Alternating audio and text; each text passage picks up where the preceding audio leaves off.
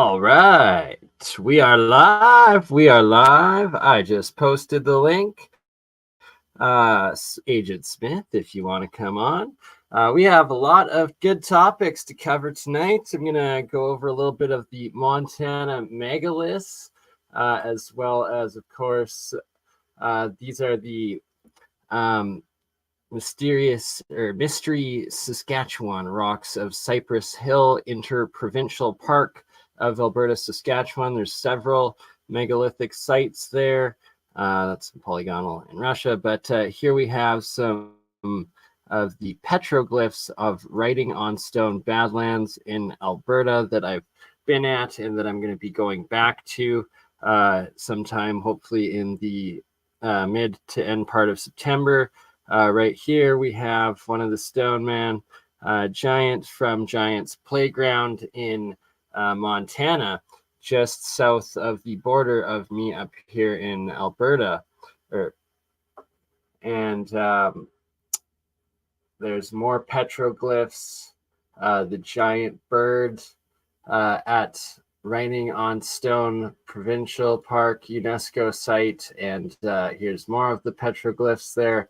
I only got a couple of the pictures myself of some of the smaller, less famous petroglyphs at this site, but I will be going back. And this is Red Rock Coulee, Alberta, close to Medicine Hat Badlands, where the geoglyphs are that I've gone to explore, that hopefully I will be able to also visit Medicine Hat again for a second time, arranged with the actual landowners.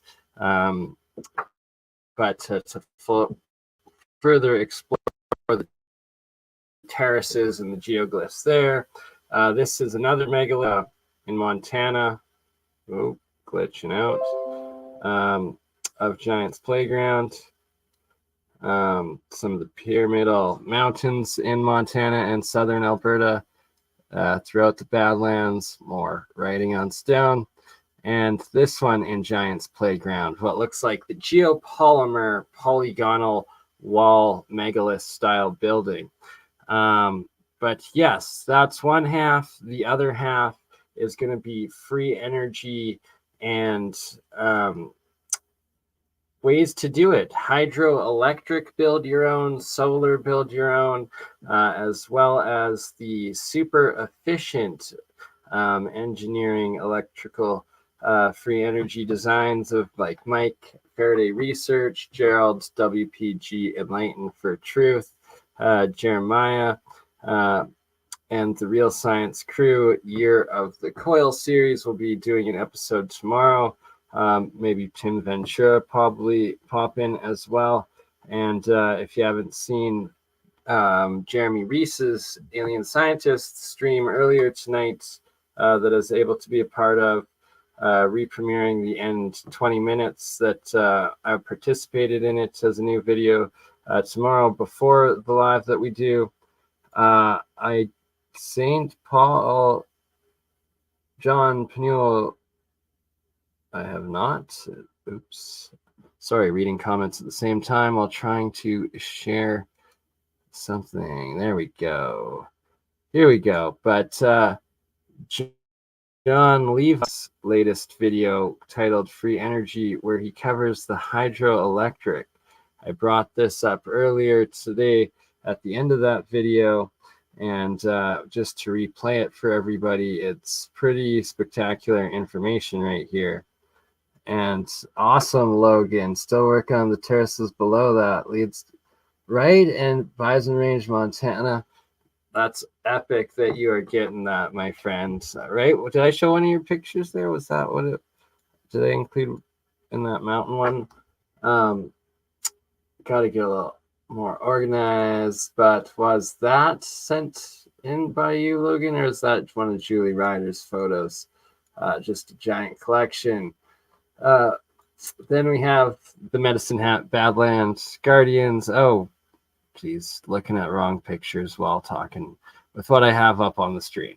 All right, gonna play this John Levi clip of the hydrogen energy for the free energy section here first, and then Smith, if you're gonna join in or want to join in to talk some numbers, I'd love to go over the etymology of words, spellcasting, and how numerology all fits into it. If you're still up for that or in the chat, by all means, use the link posted.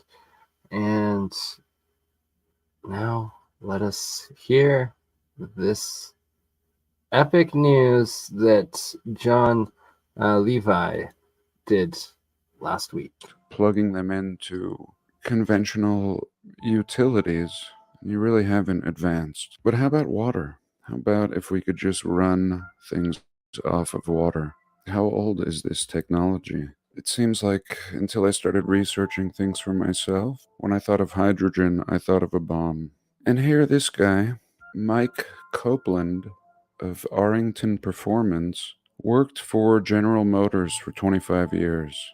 He's created the world's first functional hydrogen powered Chevrolet LS that's passed EPA testing. Of course, it just burns water. What's cool is he's utilized a conventional motor. So it has the sound of an exploding piston motor, but the explosion is created using a water powered reaction. The truck sounds and drives exactly like a conventional gasoline motor. And here we can see the tank.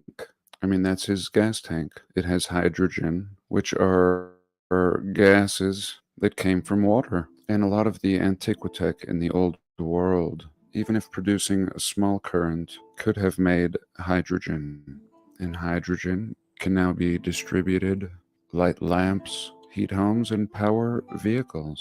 Often in my neighborhood, I'll see a big oil location spring up. They'll have a bunch of domes, like we see on old world buildings, and they're simply recapturing the gas in these tanks. I encourage you to watch this if you're interested. He explains everything. He's working with the company Bosch. They make tools and spark plugs and all kinds of parts. And this is a reality today. This will upset a lot of people in the current industry. And if we're not living free today, it's by design. We have everything we need to support the population. And when they discovered this technology, what did they use it for? Something destructive rather than beneficial. At the same time, they would push us into big oil and use this technology in a malevolent way. They call these fission weapons. We often wonder why everything looks melted all throughout the realm. One of these fission reactions can create temperatures exceeding 100 million degrees. 100 million degrees. There you go. How would a brick fare in 100 million degree temperature? Not very well. I think it would look like this cooked out realm. And when they discovered this technology, what did they use it for? Something destructive. Everything. He's working with the... All right, so I paused it there so that right above my head should be the title and the channel name to go check out this hydrogen vehicle, water-powered hydrogen vehicle that John Levi is discussing here. Oh, and no worries, Mr. Smith, brother. If it's too late, we can plan for another day. It's all good. But I want to go over when we do do a stream, my brother, to go over a bunch of like Walter Russell's diagrams and the different geometric and numerological as well as astrological, as well as etymological, just coding and structure of the reality and universe that we live in, multiverse, fractal verse, whatever everything that it is. Oh, nice. You did a vid on Montana. I'm gonna have to check that out, and I look forward to seeing that. Like, your work is it's next level, brother. It's on the extra level of just mind blowing every time. But also, what we are going to be talking about is different types of free energy. Oops.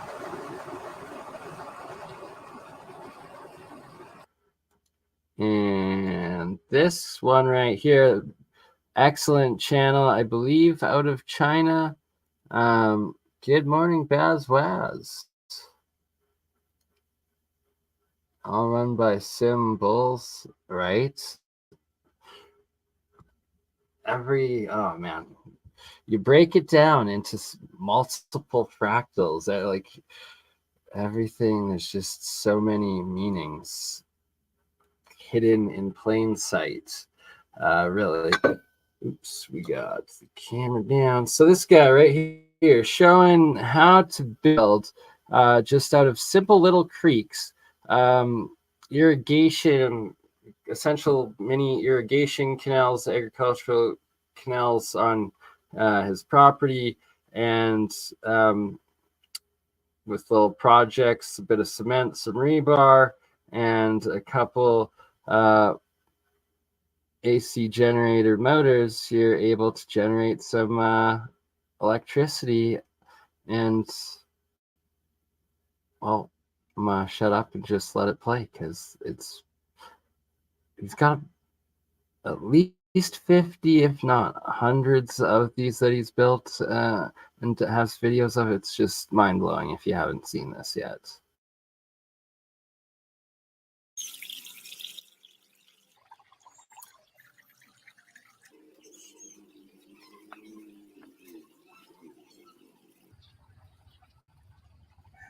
Pretty awesome and epic do-it-yourself backyard project if you have a little bit of water flow going through. And this is with a very small incline as well. Like, the more you have, the more flow you have, the higher flow rate you have. Obviously, the more hydroelectric one can build and use and utilize within their own property. And it's like nature. Beavers dam up the water to create wetlands. Why can't humans dam up some water to get free, reusable, green energy, make yourself a little bit more self-sufficient, add a little bit more wetlands, and water reserve to your own property and environment? And shout out to this guy right here. He's got like 850,000 subscribers. Absolutely epic. It's got like, gotta look this up. Let's see how many videos. And I should be posting the links in the live chat. Sorry, I'm gonna get on this.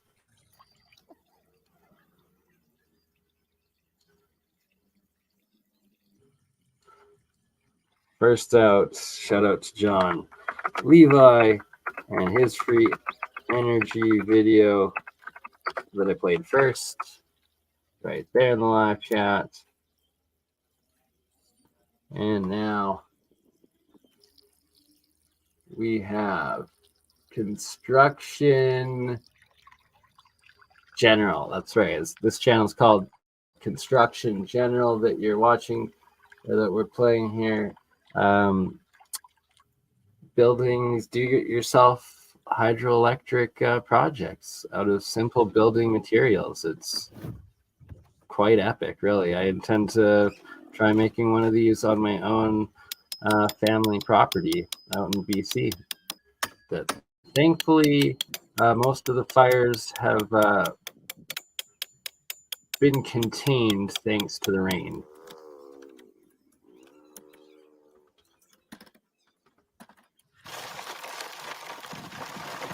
I guess I should try playing. Can I play it at like 2x? How do we do this? There we go. Right. Boom. 2x. Now we're getting somewhere.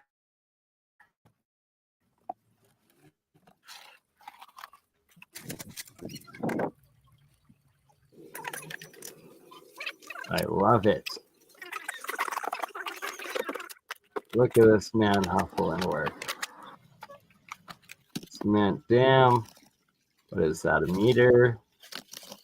2.5, 3 feet tall.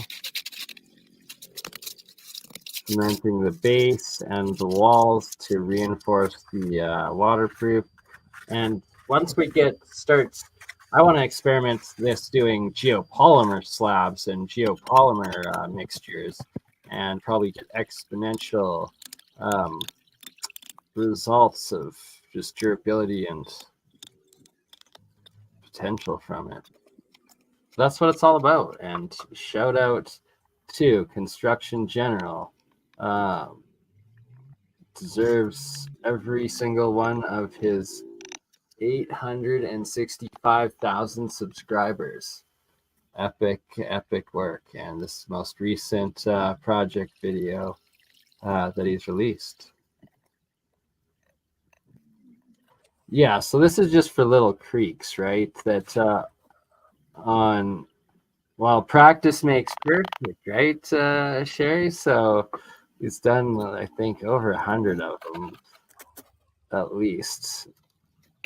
And, right, it's edited. Excellent. Like, probably has a video editing team, so many angles. Like, that's probably several days of work, if not week.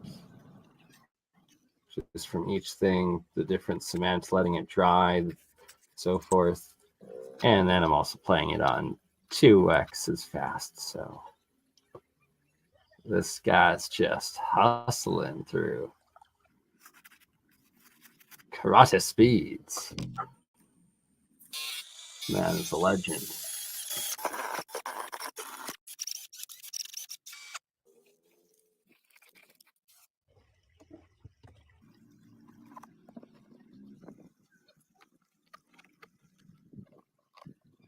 Maybe.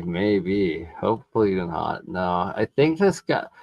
I'm gonna have to ask in his next live chat. I was in the live chat on this video actually when he premiered it, but ask him to do a walk around that shows all the ones on, if it's on one property that he's built them on, or if they're close enough to do a full tour of a bunch of them.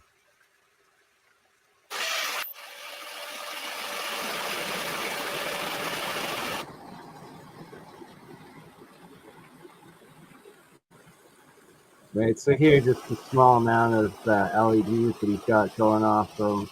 Not sure the exact power going out. I've seen several, right? It looks like mini golf, right? Every mini golf should have it. Oh yeah, I highly recommend Construction General. This dude is freaking epic, and he's literally built hundreds of these, several way more advanced. This is like one of his more basics, as you can see there, popping up on his channel. It's something else. All right, what else do we have for today? This, shout out Brittany. Isn't this in our health textbooks? So Dr. Otto Warburg did research on cellular voltage, and he found out that it's so important when it comes to health. He did not find sick people with high voltage, and he did not find healthy people with low voltage. Here is a chart explaining cellular voltage. Optimal cell voltage is between 100 millivolts and 70 millivolts. And cancer cells usually have a cell voltage below 20 millivolts. But now you're thinking, why is cellular voltage so important to health? I'm about to share with you guys the craziest experiment with the salamander and the frog. Robert O. Becker was so fascinated with the salamander and its ability to heal itself. The salamander has the ability to regenerate its limbs, half a heart, and even a whole eye. So Robert O. Becker decided to cut off a limb from the salamander and the frog. Mind you that the frog doesn't have these healing abilities, so if you cut off a limb, that's the end of it. When he cut off both limbs, the cellular voltage completely dropped for both of them. But for the salamander, there was a surge of energy that went up to negative 30 millivolts, and all of that energy went straight to the limb. Meanwhile, the frog only had a steady rise of voltage and it went back to its normal state. And Robert O. Becker discovered that this surge of energy is what stimulated this regeneration. So Becker wondered if he supplied a current to the frog stump, will it cause regeneration? And when he supplied a low frequency and a low intensity current, you know what happened? The frog regenerated its whole limb. When Nikola Tesla said, if you want to find the secrets of the universe, think in terms of energy, frequency, and vibration, he is not joking.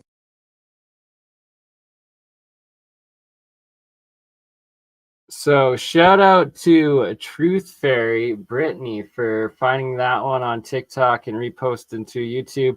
And I've actually now figured out how to do that. And a few of my shorts recently, I've transferred over from my new TikTok onto YouTube shorts of like the fires and stuff. So able to get these other TikTok content creators sharing this crazy information, posting these little epic tidbits.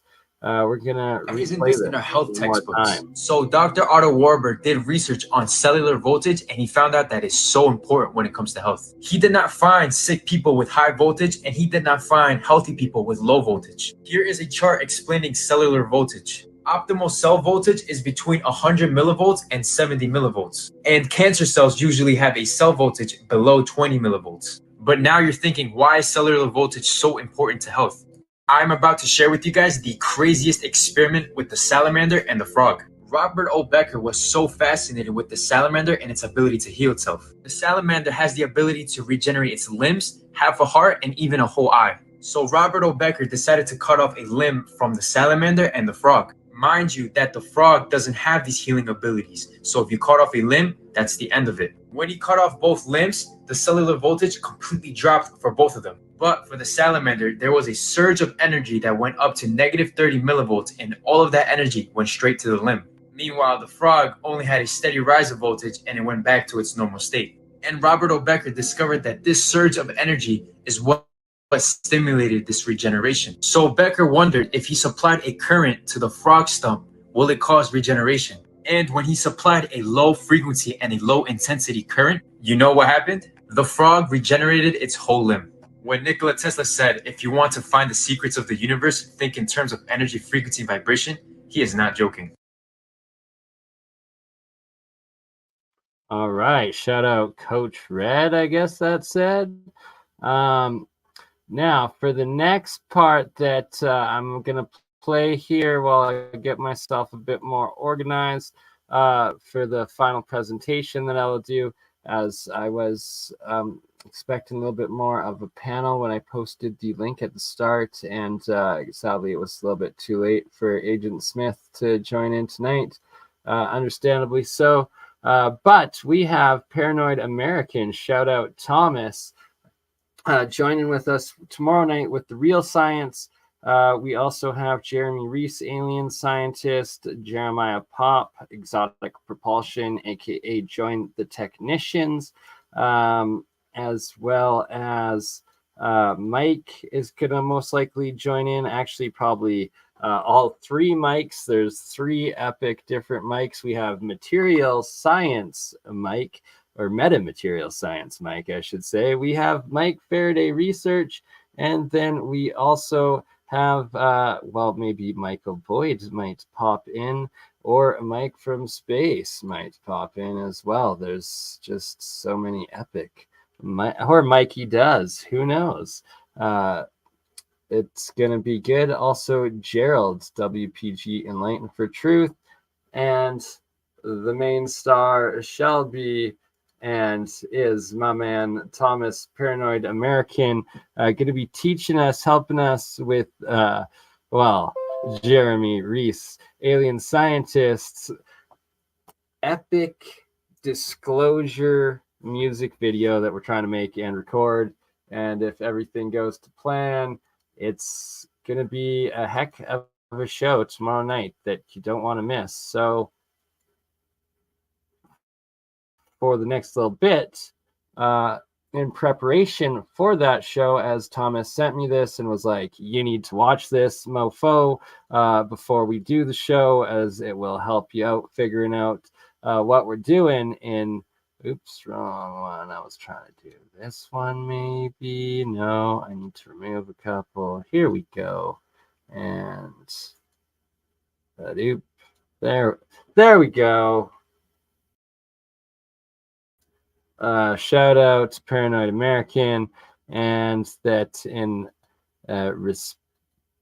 preparation for tomorrow's stream and making and using AI, introduction to AI generated media, images, voices, and so forth. So let's play this and watch it together and learn from Paranoid American, my man Thomas PA, who will be joining us tomorrow live on Real Science as we make the video of Alien Scientist Disclosure.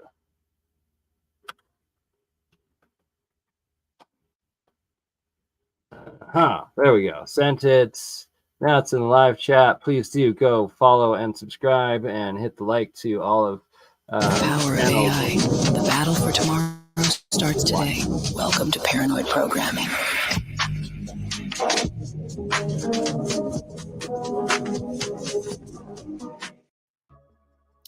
Hey, we're going to start something a little bit different here. So a whole lot of people have been asking me about my tool set and how I do some of the different AI kind of creative audio, video, whatever. So I'm going to go through some of my tool set for anyone that's interested. AI. And if you don't even know who I am, you can please follow me here at Paranoid American on YouTube. Hit the little subscribe.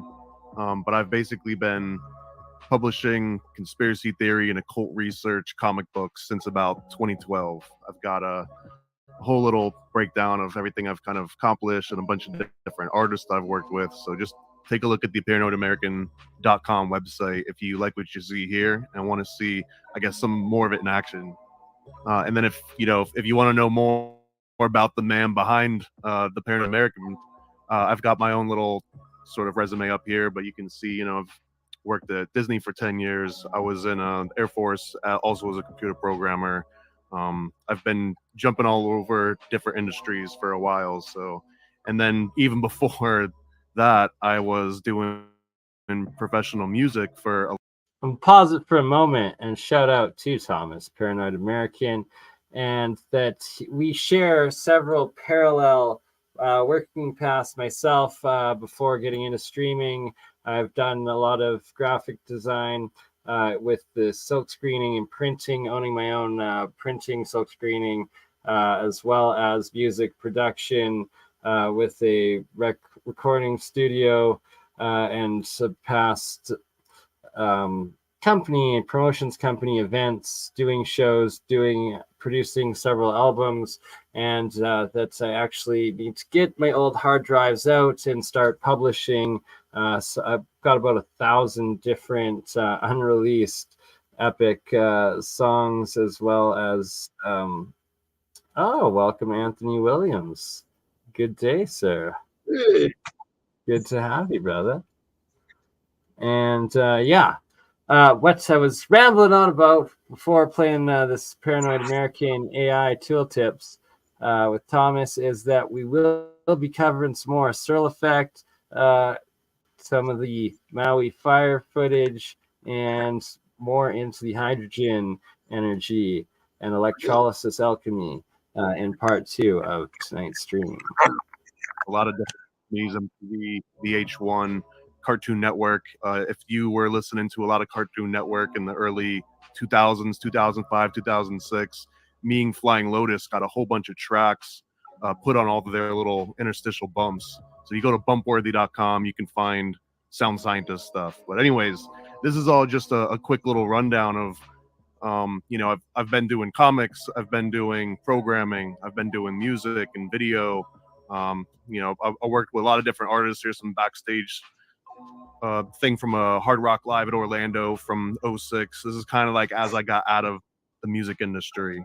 But anyways, that's plenty enough about me. And really what you're here for is to learn a little bit more about AI. So I've got a couple of different things that I'm going to go over really quickly. I'm going to show you some tool sets, and then I'll show you some actual, AI in progress, and maybe some of the next steps that you might want to go to. So if there's any specific thing that I cover real briefly, add it in the comments, and I'll be sure to come back and make another video, maybe specifically on that. So hopefully everybody's kind of already heard about Midjourney at some point. It feels like it's almost ubiquitous.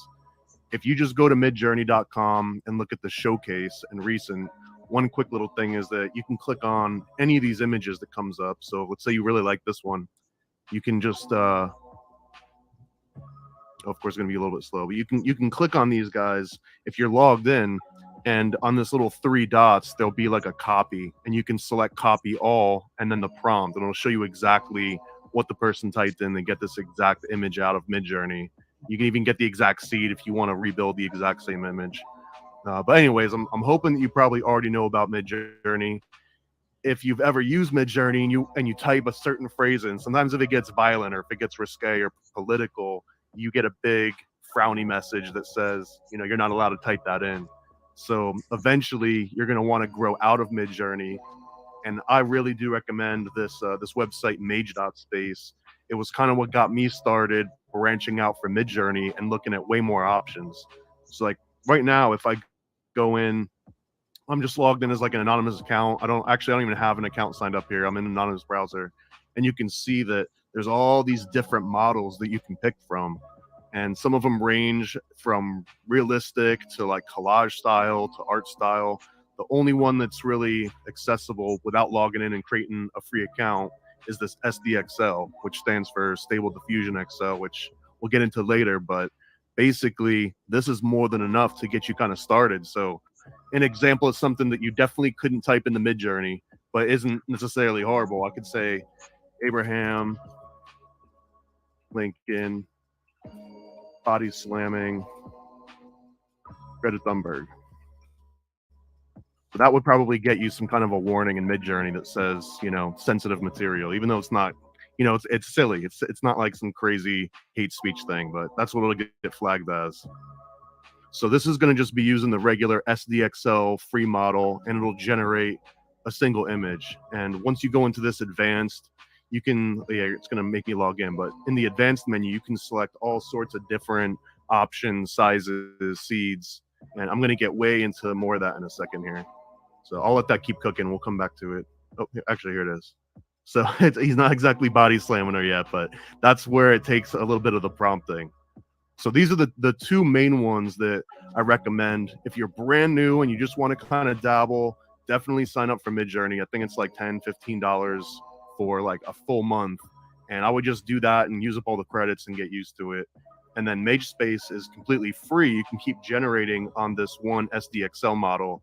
And once you feel like you've outgrown that, then it might be ready to start looking at some of the other options that I'll get into way later here. So those are the 2 main art options. We also got a lot of video options, and this is kind of where I think the video is going to bring it to the next level pretty soon. I've been talking about real-time, you know, dynamic, generally videos. They had something in Black Mirror. You can kind of get a preview of what's to come here. So, for example, one of my favorites right now is Runway Gen 2. You saw in the intro. You've probably seen a bunch of different intros. The cool thing is you can either just type a single phrase in and then it'll generate a video from that, or you can upload an image. So you can develop a workflow where you upload an image that you created in Midjourney, or maybe you created it in MageSpace, or just an image that you've had laying around. You can just upload it to Gen 2 and generate like a 5 to 10 second video out of each one. It takes a lot of different generations. You're going to learn a lot about that with AI, is that you can only control the chaos so much. So sometimes you just have to keep clicking generate until you get something that you really like. So Runway ML, highly recommended to check this one out. There's another thing called Animate Diff. This one's a little bit more involved because you might need to install it in a cloud or on a local machine. But basically, here's some examples where it's generating different variations of the same image and then kind of interpolating between them. So you can get some really good results from this alone. Like that rabbit's a great example. There's also something called Deforum. This is one of my favorites to work with because there's so many different extensions you can work with it. There's something called ParseQ. We'll do a whole video on Parsec. But this one, it basically will render a sequence of images, and you can interpolate it from one prompt to the next, and it'll do these little interstitials. It's way more complicated than I want to get into for this particular video, but just another one of my very favorite tools, the forum. Highly recommended. Here's one that doesn't require too much of your setup or anything like that. You can just go to did.com, d-id.com. And when you sign up for a free account, you can upload your own images of someone, your own audio, and they'll make this little kind of like moving video. A couple tips: you might want to generate someone that's already got a chroma key in the background. So after they animate the head and they animate the person talking, it's easy to mask back out. There's a bunch of cool tips for that. But this one, you get like a free minute to test out. So if you just sign up for a new account a few times, maybe you can try it out enough to see if you like it. And then another video related AI is this EB synth. And this one is takes a little bit more of intention. You kind of like figure out the specific keyframes that you want to have in the video, and then it'll interpolate between those. We'll maybe do a whole video on this one. This requires a whole kind of set of tools, but as you can see, the results are pretty amazing. And that one's completely free, I believe, too. So those are the video. Let's talk about some audio ones. I really, really recommend this one. This is Music Gen. I actually use this as well for the intro music that you saw in this video. So I might go in here and just type in like lo-fi, terrorcore, Patriot theme. And if I just hit generate, this will crank away in the background. This is on Hugging Face. I'm not even logged in. This is a free everything. You can generate as many as you want in these little 12-second clips. If you want to go longer, it gets a little bit more complicated and costs money, but for absolutely free, no login or anything, you can go in here and type any sort of music or sound you want and generate it, and then download it. And we'll come back to that after it's finished downloading. There's another one, AI audio, generated audio, called Riff Fusion. And if you care about the nerdy aspects of this one, it's basically using stable diffusion, which is what MageSpace and what kind of Midjourney is using behind the scenes. So it's making graphics, but what they've done is they've trained graphics on the audio spectrum, like a visual depiction of actual songs. So they are basically generating images of songs and then turning it back into audio. They all kind of have a very similar lo-fi sound to them.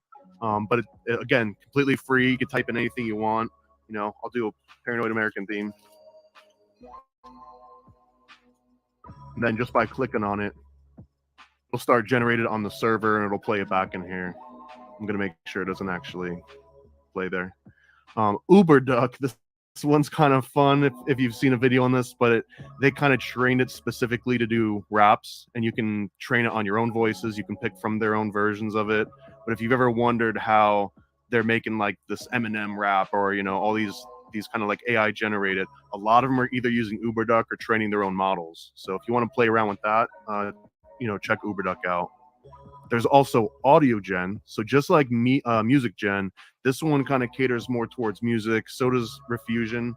But Audio Gen is anything. So you can, like it says here, Rhodes piano progression. But you could just say like jackhammer on a busy street, and that'll also give you some AI generated like ambient sounds of some type street. Click generate and see if this first one is done. Yeah, so it doesn't sound great, but it's definitely generated music.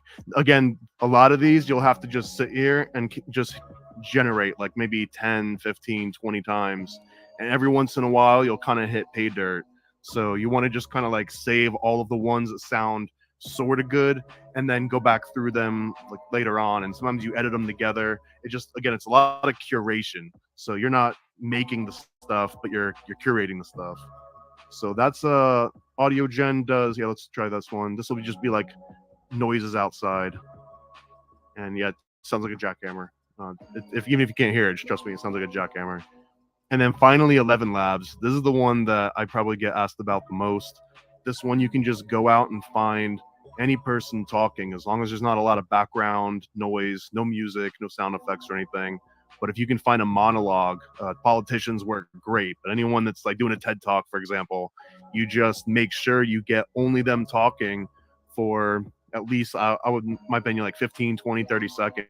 And you can upload like 5 to 10 clips of them, all different variations, and then model someone's voice. And it takes like 10 to 15 seconds, and they sound great immediately. You kind of have to play around with the settings a little bit, just like every other AI solution here. But yeah, 11 Labs by far is one of the most impressive, like right out of the box. And there's versions that you can run locally, but I haven't found anything that is as reliable or as convenient to use as 11 Labs. So yeah, I'm not getting paid for endorsing any of this stuff. In fact, most of them probably don't want me using any of their solutions. But so then we've kind of got like this toolbox. Once you've generated a bunch of AI assets, you've got your art from maybe MageSpace or Midjourney. Maybe you're taking the artwork you created there and then running it through Gen 2, or you're running it through Animate Diff, or you're running it through DID. Whatever you're doing with all that, eventually you're going to want to composite all of that stuff together. So I mean, here's where I turn into corporate shill. If you want, you can sail the 7 seas and find your own solutions. But After Effects is my go-to for compositing. It's kind of like a motion for Photoshop, a little bit more complicated than Premiere, but it gives you a lot more control over stuff. Sometimes I will fine-tune the things that I make in video and art and audio, put them together in After Effects, and then just kind of render out the most extensive clips, and then take all that clips and put it into Premiere and figure it out from there. But Premiere or DaVinci or whatever you want to use, Vegas, all of the video editing I think is fine, but I haven't found a lot of great replacements for After Effects in my opinion. And then if anything requires 3D, Cinema 4D is my go-to, which is also convenient because it's now baked right into After Effects. There's 3D models. You double click it, it opens up Cinema 4D. Again, 7 Cs or get like a educator discount or something. And then a little bit more into the niche, but I love the Trap Code series. Red Giant purchased it. Red Giant also makes a lot of good stuff. They make this Universe series, which I do for a lot of transitions and effects. You probably saw some of those as well in the intro. So those are kind of my go-to, corporate solutions. The Adobe Suite, specifically for After Effects, Photoshop, Illustrator, everything. Cinema 4D, especially if you want to start getting a little bit more into the 3D realm. And then if you really just want some finishers and stuff, I'm not going to highly suggest this one because it gives me nonstop problems, lots of crashes and driver updates. But I'm still, I'm baked into using this one. And then a couple of offhands. Topaz Lab is actually really good. If you don't want to set up your whole AI rig or figure out how to set it up in the cloud, they make great software that updates quickly and all sorts of like upscaling video and images. So highly recommended for a very practical and quick use of AI. And then finally, Ableton. That's probably what I use the most for audio that costs money. I've found this was worth every penny I've put into it so far. It's just so convenient to use. I love it. But I'm not going to go on a big Ableton splurge here because that's not what this is about. And then finally, for the tool set, we got some free versions. So Reaper, highly, highly recommended. It's completely free. They'll give you a nag screen forever, but you can keep using it indefinitely. And I've been through Pro Tools and Cubase and Logic and almost every IDE you can mention. I started on Cakewalk way back in the day. And Reaper is kind of like the best of all of them combined and then made free. So it's very, very hard to beat this particular editor. Here's a free, kind of like an offhand one, but sometimes when you're making clips or you need like a clip from a big movie, or if you've got like this 3-hour 20 gig or bigger video file, it's a lot harder to work with than if you just kind of take little clips out of it. So there's this GitHub account, Defaker, but he makes this program called WebM Generator, which is very, very convenient to use. Highly recommend this one. Very niche, but if you haven't heard of it, it's worth mentioning. And then Handbrake. If you don't know about Handbrake, this just lets you convert different formats very easily. So if you don't want to use like a website, there you go. So all right, let's get into some of the more specifics. Let's say that you're doing Midjourney, you upgrade, you start playing with MageSpace or some other option out there, and you start going through like all of these advanced options, or you want to like look at these different little checkpoints. Well, again, this is where MageSpace really kind of comes out because they've got all of these checkpoints. They've got LoRa's, they've got embeddings. I'll talk about what all that stuff is later. but they've got all of it already pre-uploaded, pre-configured, so you don't have to worry too much about it. But if you then, want to evolve outside of Mage Space and start using even more models than they offer, then you're going to want to start running this stuff either locally or in the cloud. So first off, the prices on these things have been fluctuating crazy. Like, I could have sworn that I looked this up a few months ago and these guys were $80 to $100 shipped. But anyways, you can get yourself a 1080 Ti. This is probably the lowest end card I'd recommend, but you can get it because it's got over 8 gigs of VRAM. But anyways, for around $200 shipped, you can get a card that's capable of doing fairly slow AI generation, but it can run almost any AI that you want to throw at it. Again, just very slowly. But it's a fairly low entry point for $200 if you don't already have a video card, or if you've got one that's a little bit slower. Bam, $200, you can get into the game. And then on the upper end, you've got like this 4090. That's pretty much the best consumer one that you can get now, unless you want to buy specifically for AI cards. But now we're talking like $1,600 just for the card. That's before you get the power supply and everything else. So for most people, this is like the full spectrum, right? You're going to spend $200 plus whatever it costs to do the rest of the upgrade, or you're going to build a brand new machine and it's going to cost you probably like $3,000 plus. Now there's like the 4070, there's the 3060, I think, is supposed to be pretty decent in between. So mileage may vary, but again, like at the very, very least, if you want to build your own machine, it shouldn't cost more than this $200 1080. You can even get slower and smaller cards, but this is a pretty decent baseline, and they're pretty cheap for what you get out of it. Here's another option. So there's websites like RunPod, for example, and many different examples of this one, but you can set up a 4090 out in the cloud and then just pay, for example, 64 cents an hour. And then as long as you've got it running out there, you're paying for it to just kind of be on. So this is maybe appealing to some people, although, this is kind of like a pay-as-you-go sort of operation. If there's no chance that you're going to build your own machine, this might be the only thing that you've got going for you. Again, once you've kind of like grown out of this Mage Space, Midjourney, and any of these other like app solutions, once you want full control, that's when you might want to run your own install. And then if you want to get into running it on RunPod, there's a whole series on RunPod's blog. They kind of show you how to set it all up. But I'm not going to go through all this because like each of these videos is like an hour and a half, 2 hours. And this is just going to be a fairly quick overview still. So first of all, where did I start in this AI? I started pretty much at the beginning, mid of 2020, and I started training my own StyleGAN networks. And StyleGAN was kind of like now I guess an antiquated version of what a lot of this AI trading is. But I was just trying to create my dog, like a model that would just render my dog out over and over. And I spent a lot of time just figuring out how the StyleGAN worked, how the models worked, how to train them, how to do them in the cloud, what hardware it required. So I guess fast forward a couple years, I've released a couple of these digital NFT things. That thing came and went. If you want to know more about some of the work that went into those, though, you can find this interview that I've got with Isaac Weishaupt, where we talk about, the generation and everything. But once NFTs started dying out, and the reason I bring up NFTs is because that's where I actually got interested in doing some of this AI art. Because I was thinking, what if we could, make the AI training and put it on the blockchain and whatever. A lot of boring kind of tech stuff in that. But I ended up, here's some proof that, before NFTs were even blowing up, all the way back in 2020, I was putting out MK Ultra NFTs, and they've got a nice little traction history. These were all sold before Ether was worth a whole lot, but so this is kind of what geared me into doing AI.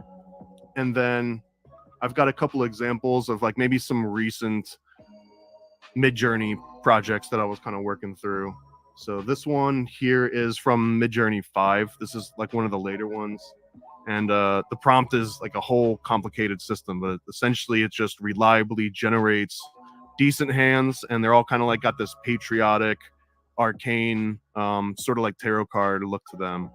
And again, these are cherry picked, very deeply. Like you're not going to see any of the bad generations or the weird, ugly hand ones. This is one of my favorites. And then I've got some other one. I don't know if this is going to load, but these are from maybe like 2 or 3 months prior with slightly different prompts and a little bit older version of Midjourney, just to show the difference between them. And this one was kind of like a tessellation series. I had the word tessellation in a lot of the prompts, so that's why you see a lot of these repeating geometric patterns. But these are pretty much the similar prompts minus that tessellation. And this is again an example of like, if I just have a quick idea, I might pop over into Midjourney. But once I start hitting the limits of Midjourney, or it starts slapping my wrist because I asked it to do like a Hillary Clinton chokehold or something, right? That's when I start doing local runs. So graduated out of MageSpace to do your own models. So one of them here is this is called SD Next, which is based on Automatic 1111. This is a modification of it. But just as an example, the same thing that you could have typed in what was it, in MageSpace, right? We did Abraham Lincoln body slamming Greta Thunberg. This one might actually look better on MageSpace because they probably have more resources to draw from. But I'm just going to put it in here just wholesale. 512 by 512. We're just going to hit generate and see what the hell comes out of this. And this is using Realistic Vision 5.1. I'll explain what that is. And it's actually not too horrible. I mean, the sampling method, like I can go around and change some of these settings to make it a little bit more specific. So here, if I hit this again, we might get a slightly higher version. There you go. And you've got Greta's here fighting each other. So this one is a very simplistic. There's a lot you can do with it. This is where you can run deform. You can add all sorts of extensions. I'm not going to get into all the different details, but highly recommended. This is probably the one that you would want to install either in the cloud or on your own machine, and it's incredibly easy to do so. That you download from their GitHub, you run a couple files, and it automatically gets like all the drivers and all the libraries and everything you need. There's another website too, now that I'm just thinking of it, we're here, called Pinocchio.computer. Yeah. This is worth a look if you're having problems installing things or getting the right version set up. This is kind of like a self-contained environment. I've used it a few times for AudioCraft and some of the other audio ones that were being really difficult to install locally. So highly recommended for this one. You can install Comfy UI, which is the one I'm going to show you in a second, and also this Stable Diffusion Web UI. This is the Automatic 1111 I mentioned. That is kind of where this one came from. So now we're going to see Comfy UI, which is one of my favorites to use, but it's sort of like each one is really good at very specific things. So I haven't found like the all-in-one silver bullet package yet. So Comfy UI I like because it is so easy to create a workflow that is exactly what you need. You don't have to sort of just make the best out of the tools. Like this one, the UI is great, but you can only have so much control. Whereas this node-based, you can feed different effects and different images and different prompts and as much granular detail as you want. So just a really quick example, if I take that exact same prompt and we say Abraham Lincoln, I'm going to take out this negative prompt, and we'll just queue that up. And it's even cool. You can see exactly what step it's running. There it goes, decoding. And then bam, here we've got Abraham Lincoln maybe dancing with Greta Thunberg. So anyways, these are two different ways that you can kind of like generate, and these are both using Stable Diffusion. These are both using the same exact model, Realistic Vision version 5.1. I think this one's actually using another one called 5.26. But each model has its own little nuances. These are my go-tos. I'll usually start something in Comfy UI if I want to get really, really specific with it, and then maybe flesh it out more and refine it in SD Next, because I find that SD Next or Automatic 1111, both of them seem to have better consistent results. Like I kind of know what I'm molding and what I'll get. Even though you get a lot of granular detail out of Comfy UI, if you're trying to get something that just like looks really good, and sometimes it's probably just me, but I can't get something to look perfect in Comfy UI. Sometimes I can get it so close to what I need it to look like, but once I bring it into SD Next, I can use this image to image or a few of the other options, and it's a little bit easier. But I think with enough practice, Comfy UI can probably overpower some of these other ones. And then finally, it was hard to figure out what order to describe all these in. Like I was mentioning here, Mage Space, here's this SDXL. Midjourney, you don't really get an option to pick what model you want to use. You can pass them a version flag and tell it version 4 or 5.1 or 5.2, but it's a little bit different than, for example, Mage Space. So I'm not gonna pick one here, but for example, if I go to the very end here, Tunify, right? This Tunify one, if I click learn more, this is a very specific style. So if I were to use this model and type something in, I'm going to get some artwork that looks close to this style that it was trained on.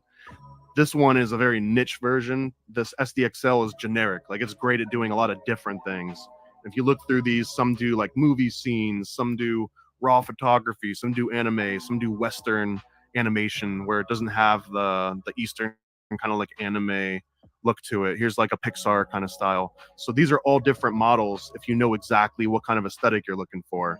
But let's say that you outgrow whatever the 20 or 50 or even 100 models that they might have on Mage Space, and you want something more specific, or you want to train your own. And that's why you would use one of these kind of local versions. So I'll give you an example. If I go to this website, Civitai, I had this loaded up before. I mean, I guess I could show this, but the cool thing about Civitai is this image is AI generated. And if I scroll down, it'll show you the exact prompt that was used. It'll show you the negative prompt. It'll show you what sampler they used, everything, all the settings, so that I could actually recreate an image that was nearly identical. There's always going to be a little bit of variation because of, just entropy in the universe. But I can make a damn near identical image to this through one of my local like comfy UIs here. I'm not going to do it live just because it would take more time to explain, but this is cool because I can get to this baseline and then start tweaking it to my to whatever I want it to be. And this is just an example of one model. So here we got like a Juggernaut model, and just examples like a Juggernaut, for example, is good for doing a combination of real things and fake things. Certain models, if they're only trained on real pictures, they don't do great with, say, giving a cat a suit of armor or giving a lady blue skin, because a model that's completely trained on realism might not have that same concept. Similar, here we've got like very high detailed artwork. This one almost looks like a photograph. Here we've got a very realistic, maybe 3D rendering or photography. So Juggernaut is kind of one of these generic ones. It's great at a lot of stuff. 526 Mix, that's the one that rendered this one out right here. You can see it right there, 526 Mix. And this one has its own kind of aesthetic where there's more dramatic shadows and highlights. It kind of has this like classic look to it. And then you can go through and just see all the different things that people, lots of memes are on here. But all the different types of images people can generate from these. And again, on Civitai, like if I really like the way that this particular image looks, you can usually go and read the exact prompt. This one says paper cut art of a queen petting a dragon. So all you had to do was type that in and select some of these other settings using this SD model, and it would have pumped something out. Here, I mean, let's do this one really quick. So I don't have the same sampler and all the seed and everything, so we can just see the variation. We'll just do the exact same prompt. Paper cut art of a queen petting a dragon. Bam. And it looks decent. I mean, and again, you could just sit here and hit generate over and over, or do a lot of cool tricks where I can hit this once and it generates a whole array of variations on this. That'll probably be my very next video in Comfy UI. What else we got here? Here's a Dream Shaper model. This one is really, really popular because it's great at doing lots of animation, artwork, non-realism and realism. Huge kind of variety. I kind of like the all-in-one checkpoints. And then as you can see up here, there's all these different versions. So there's version 8, version 7, version 6, and it doesn't always mean that the newest version is the best one. It just means they've been training it more and it keeps getting more and more biased, or maybe less biased. But sometimes if you find a certain trainer that you really like, you might download all the versions and try them all out. So we'll get into that in another upcoming video. And then a lot of cool like intricated stuff. For example, you've got 8 in paintings. So this version is just for doing regular prompts. But if I wanted to like generate this image of the guy and then change his face or change his eyes, that would be called in-painting. So then you can download a specific version of the model that's only made for that. So I'll do that one in another upcoming video. And then another great example of why you might want to use Civitai, if you want to train your own models. So I've been contributing some open source models to this site for a while, and I like to fill out any of the characters that weren't on there that kind of should be. So we've got like Marjorie Taylor Greene, for example, wearing a tinfoil hat. We got her as Sailor Moon. We've got her as Wonder Woman. It's for fun, you know what I mean? But then we've also got like Ghislaine Maxwell. We've got Ron DeSantis. Here's one that's apolitical. This was trained on crystal skulls of all different kinds. I think it was maybe like 40 to 50 images that I kind of hand selected and then trained this for a couple days. And now you can kind of feed in all sorts of interesting prompts. Here's like a crystal apple skull. So this is just things that, you know, wouldn't have existed in reality. And this is one of my favorite projects, I guess, is making these weird embeddings. I've got another one for like Ultimate Warrior. I'm not going to go through all of them. Please just go to Civitai if you like this stuff and look through some of these models. We've got Alex Jones here. There he is. This is one of the favorites. And then, yeah, if you liked this, please subscribe to my Paranoid American channel. I'm going to have an entire series where I'll go down into intricate detail exactly how to set these up, how to use them. We'll do like anyone in the comments that wants to call out, hey, make this specific image or show me how to make, you know, this person talk or train this specific voice. Just let me know and we'll get into all of that. So yeah, check me out on paranoidamerican.com. And also, please check out the Paranoid American Patreon. This is basically what makes all of this possible. And you have got a little 18 plus because there's some spicy stuff that comes up in here sometimes. But I'll put more in-depth stuff on here. It'll be early on the Patreon, but it'll probably all make it out onto YouTube eventually. But if you want to see more of these, please, Paranoid American Patreon, Paranoid American YouTube channel, subscribe, like, smash, peace. They said it was forbidden. They said it was dangerous. They were right. Introducing the Paranoid American Homunculus Owner's Manual. Dive into the arcane, into the hidden corners of the occult. This isn't just a comic. It's a hidden tome of supernatural power. All original artwork illustrating the groundbreaking research of Juan Ayala, one of the only living homunculologists of our time. Learn how to summon your own homunculus, an enigma wrapped in the fabric of reality itself, their power at your fingertips, their existence, your secret. Explore the mysteries of the Aristotelian, the spiritual, the Paracelsian, the Crowleyan homunculus, ancient knowledge lost to time, now unearthed in this forbidden tale.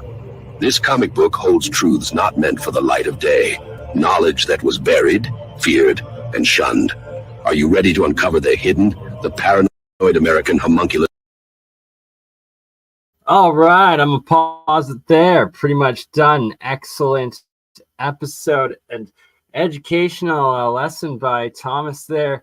Everyone sitting through and watching, we've all learned something. And Anthony still with us. Thanks for staying through. And what did you take from that, my friend? Anthony, you're muted, good sir. Oh, I thought it was pretty incredible art. One thing that I've been really wondering is, are any of these AIs physics and anatomy based for their characters, or are they finding similar images?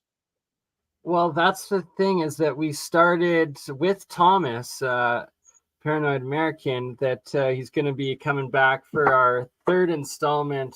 Actually, no, fourth installment of him with the real science tomorrow night. The images that I have in the background here, that on I think the first episode together, and we had Jeremiah pop in with us, and Jeremiah was giving Thomas all of these super technical, well, as was I, super technical different references to enter into the AI generators. And so like intergalactic life and like universal life and sort of stuff came up with like what I'm showing right now, and then like entering in different fractal patterns and references, as well as then like asking for like physics models would generate stuff like this and this and these ones. Like it was fascinating stuff that comes out of it, and we're going to be advancing it even further tomorrow night with Thomas, Paranoid American, and working on Jeremy Reese, Alien Scientists, recording and video of UFO UAP, a disclosure video that he had shared with us earlier today in the after stream. That was pretty epic. And we will also be going into the metamaterials a lot more. And I've been setting up in the background while listening here, boiling the water, getting salt, getting the jars, and I'm about to switch over some of the electrodes in some of these electrolysis jars here to demonstrate some hydrogen production, as well as making some more monoatomic silver and getting the alchemy going, as that's the part 2 of tomorrow's Real Science episode as well. And all of these advancements with coming out in superconductivity, the nanotechnology, and what I need to get tested with these red metamaterials, white monoatomics, and just your mono gold? Get them, gold and silver on these ones, and gold and silver in the purple as well. Oh, cool. Fascinating stuff. So looking forward to sending samples off to Falcon Labs and Jeremy Reese over there, as well as Mike and the whole team, and of course Mark Sokol.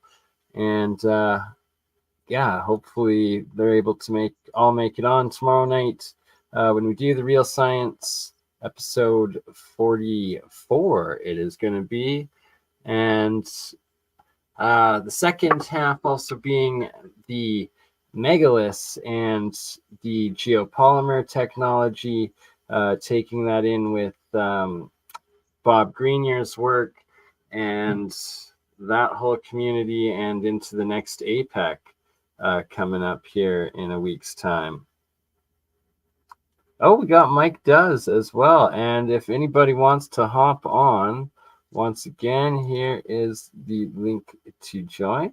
And we're going to cover a few more things here tonight, including the next video play of some of John Searle, the Searle technology SEG generator, and continuing back to the free energy aspect of theme of things and science and work and experiments that we're doing. And we got, it's 4 a.m. in Miami.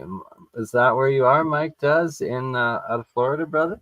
I know that's where Roy, shout out Vinny St. Vincent channel, and all of his work with Ed Leedscallen's Flywheel is. I am here too. I was hoping I could get you to get a little bit earlier. Right, so tomorrow night's going to be a lot earlier of a stream. We're going to be doing, I think, 6 p.m. Pacific, I believe. Yeah, 7 p.m. my time, 9 p.m. Eastern. Yes. Okay. That sounds good. That, I believe that's what it is. Nice, on Miami Beach. Epic, Mike. So feel free tomorrow night, Mike, if you want to hop on. I think Mike Faraday Research also will be on, as well as Gerald, Jeremiah. Anthony, you're welcome back. And we'll have Thomas, Jeremy Reese as well. And all right, what am I trying to get to here? Playing the next video on the SEG generator of John Searle. But here we go. And I preload everything on Twitter. Shout out Elon Musk and his taking over of what he now calls X, and the fact that it blocks YouTube ads, and that's a wonderful thing. Because who wants to watch more ads while we're live, right? Like, here we go. Hey, does Searle still have? I believe Searle used to have a lab in California. Is that still active? I think a little. It gets briefly covered in this little video.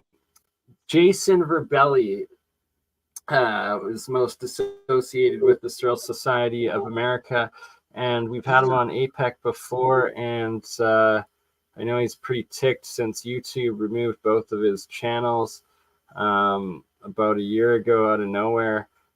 Quite ridiculous. Hopefully we're able to get him back on, and hopefully YouTube restores his channels, because it's absolute BS what they did. All right, the SEG, here we go.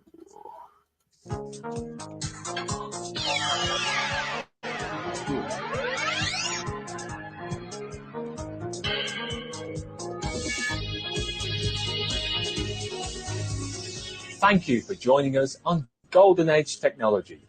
On today's show, we are going to introduce a remarkable scientist and inventor, Professor John Roy Robert Searle. Inspiring, genius, visionary, these are just a few of the terms one might use to describe the inventor of the Searle Effect Generator, or SEG.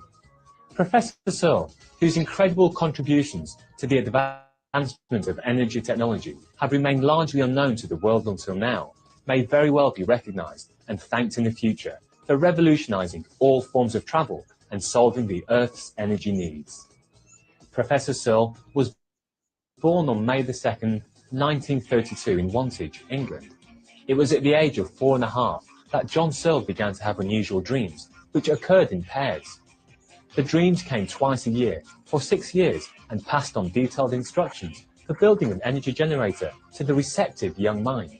Having realized the message behind these nighttime tutorials, John Searle began to put his dream into reality by producing his first SEG at age 14. The SEG is a free energy generator. It consists of 3 concentric rings, each composed of 4 different materials, also concentrically attached to each other. The 3 rings are fixed to a base. Surrounding each of the rings and free to rotate around them are rollers, typically 12 on the first ring, 22 on the next, and 32 on the outer ring. Surrounding the outer rollers are coils, which are connected in various configurations to supply either AC or DC current. After making the first SEG, young Professor Searle set it in motion in the presence of an older Welsh friend. At that point, the generous plates and rollers quickly began accelerating, eventually reaching a point where the unit proceeded to fly up through the ceiling. The flight of the SEG was entirely unexpected and fueled the friend's enthusiasm for John Searle's work. See you tomorrow. He then sponsored Professor Searle to make more of the devices. Professor Searle then began experimenting with the machine's flying abilities. In the next phase of his work, with the units firmly fixed to the floor, he set about channeling the energy from the SEG into usable power, which he later used to supply his own home with electricity. As far back as 1965, Professor Searle designed and flew his levity discs, or inverse gravity vehicles, IGVs, which incorporated his SEG technology.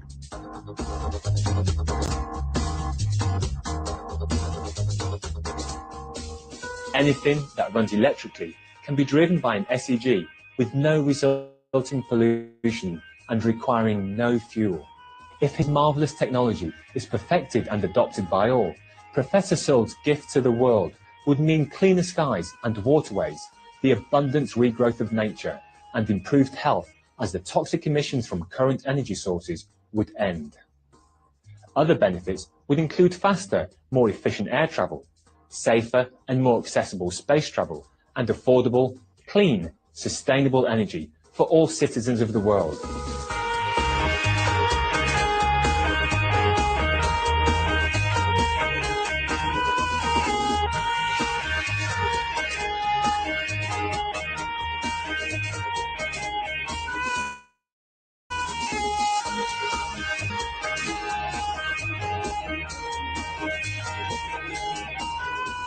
Professor Searle also said there are health benefits to SCG devices. He once came into contact with some very hot oil. He said that having an SCG in his home sped up the healing process of the burn much faster than usual. Within 14 days, there was no mark left from his injury. Professor Searle attributed the SCG's healing property to the nature of its operation, which changes the surrounding negative atmosphere in a place to a positive one. Professor Searle also had a close friend who was told by doctors he did not have much time to live. Professor Searle gave him an extra SCG he had, and within 4 weeks the friend had made a remarkable turnaround in health.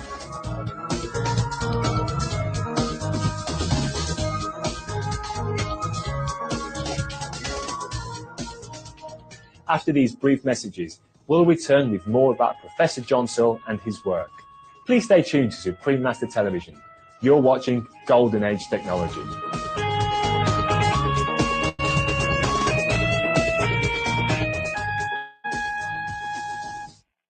Mass production and Professor John developing a new SCG device.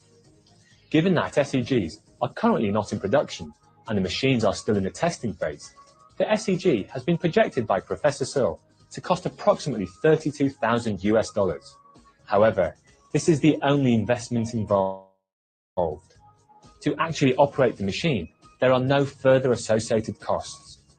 Also, when put into mass production, Professor Searle projects the price per unit would drop to about $1,000 US due to the economies of scale involved. What are the future possibilities of the Levity Disk or the IGV? In a 2007 internet radio interview on the program Free Energy Now, with host Sterling D. Allen, Professor Searle stated that once the SCGs are in production and his company is earning money, he would be willing to put his efforts into something that could reach the moon. Based on his calculations, an IGV could reach the moon in about an hour. He also estimated that an IGV could reach Mars in about 2 months' time. During a retreat with our association members in Austria in February 2008, Supreme Master Ching Hai was informed of Professor Searle's work and the challenges he faced. She immediately expressed her love and concern for his dedicated endeavors and sent a $7,000 US contribution along with her well wishes. Professor Searle responded with his sincere thanks, stating that Supreme Master Ching Hai's efforts were much appreciated and she is indeed a wonderful lady. Currently, John Searle has his headquarters in Thailand, where steady progress is being made on perfecting the SCG. Although neither the SCG nor the IGV is yet ready for public release, he says, "I'm working on a project to create a better world for all humankind regardless." A video on his life and the SCG, entitled The John Searle Story, a documentary of the life of John Searle, is currently being prepared by filmmakers. We'd like to close with a selected portion of a message that Professor Searle has posted on his website, which is meant for all visitors to read. The passage demonstrates his caring for our planet and its future. There is much that each and every one of us can do to help. Recycle all that can be done.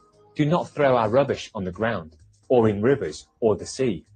Replant trees, open up rivers, make them deeper to carry more water, instead of land being flooded.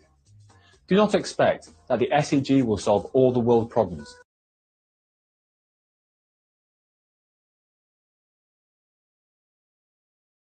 All right, stop that one there. That was a rather old video, as tragically, well, not just old age, but it's sad. John Searle passed away. Professor John Searle passed away several years ago now, but his work is continuing on through the Searle Foundations and through such epic people as Jason Verbelli. And on my channels, we do have prior interviews with Jason on the Apex streams, and I believe I've got the edited videos of specifically that interview in the video sections.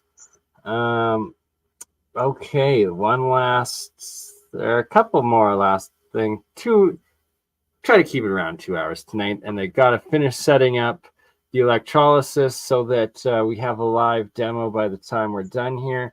So to free up my hands, I'm going to play one more video here by Harry Hubbard. For those that don't know, Harry Hubbard, he is actually, I can give Harry the credit of first getting me onto the ancient maps of the Mercator map, specifically with the 4 different islands at the North Pole with Mount Meru on them, and that it was Harry Hubbard and one of his old business partners that had a giant collection of these ancient maps that they recorded on VHS, doing presentations showing all the anomalies, these also exposing that Terra Australis, Terra and whatever they call Antarctica, also on these ancient maps long before they should have been, and many other ridiculous anomalies that we've done many streams on. But Harry Hubbard also is one of, and how I also, even before Terry Carter and all the amazing work that Terry Carter does, and just excellence, Terry Carter on Burroughs Caves and many other ancient pre-catalysm and giants and stuff in North America and the Midwest. But the Burroughs Cave being one of those sites that Terry has investigated and shown and covered in his videos. But it was Harry Hubbard who actually was friends with the Burroughs and made it out to the Burroughs Cave, invited in and documenting Russell Burroughs' different artifacts of this location and what they believe to be the burial of Alexander the Great in the US. So without further ado, Harry Hubbard just released this new video, Back to the Cave, on the Burroughs Caves and the work that he's done on it. And he'd been off social media for about 5 years or so, maybe less, but he's back on YouTube, and it's amazing to see. So let's play some.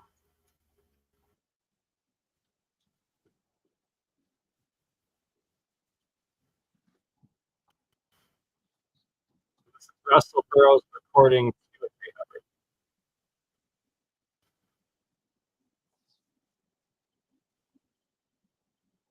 Not working.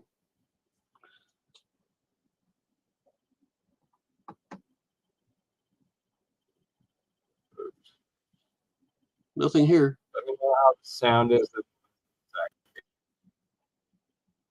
Sound is in and out. The video is not playing either. Really? The video or the sound of what? The heck? Oh, I see what I did.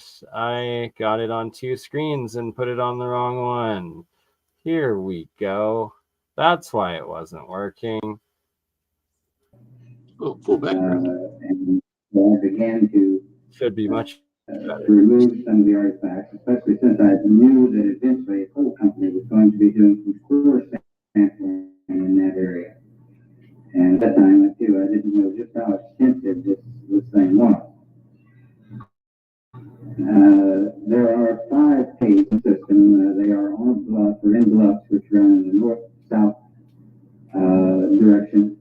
They are adjacent to a navigable stream.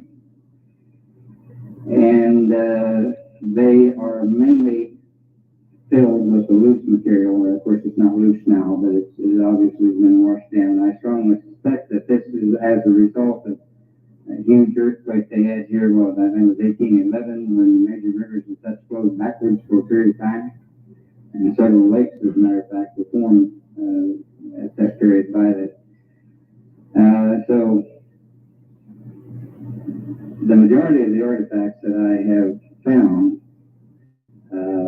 have been in this fill, and this is done by probing and by sifting to find these pieces, which is kind of tough because a couple of places in there where I'm pushing mud with my nose and I rubbed up against the ceiling, so it gets a little bit squeaky at times.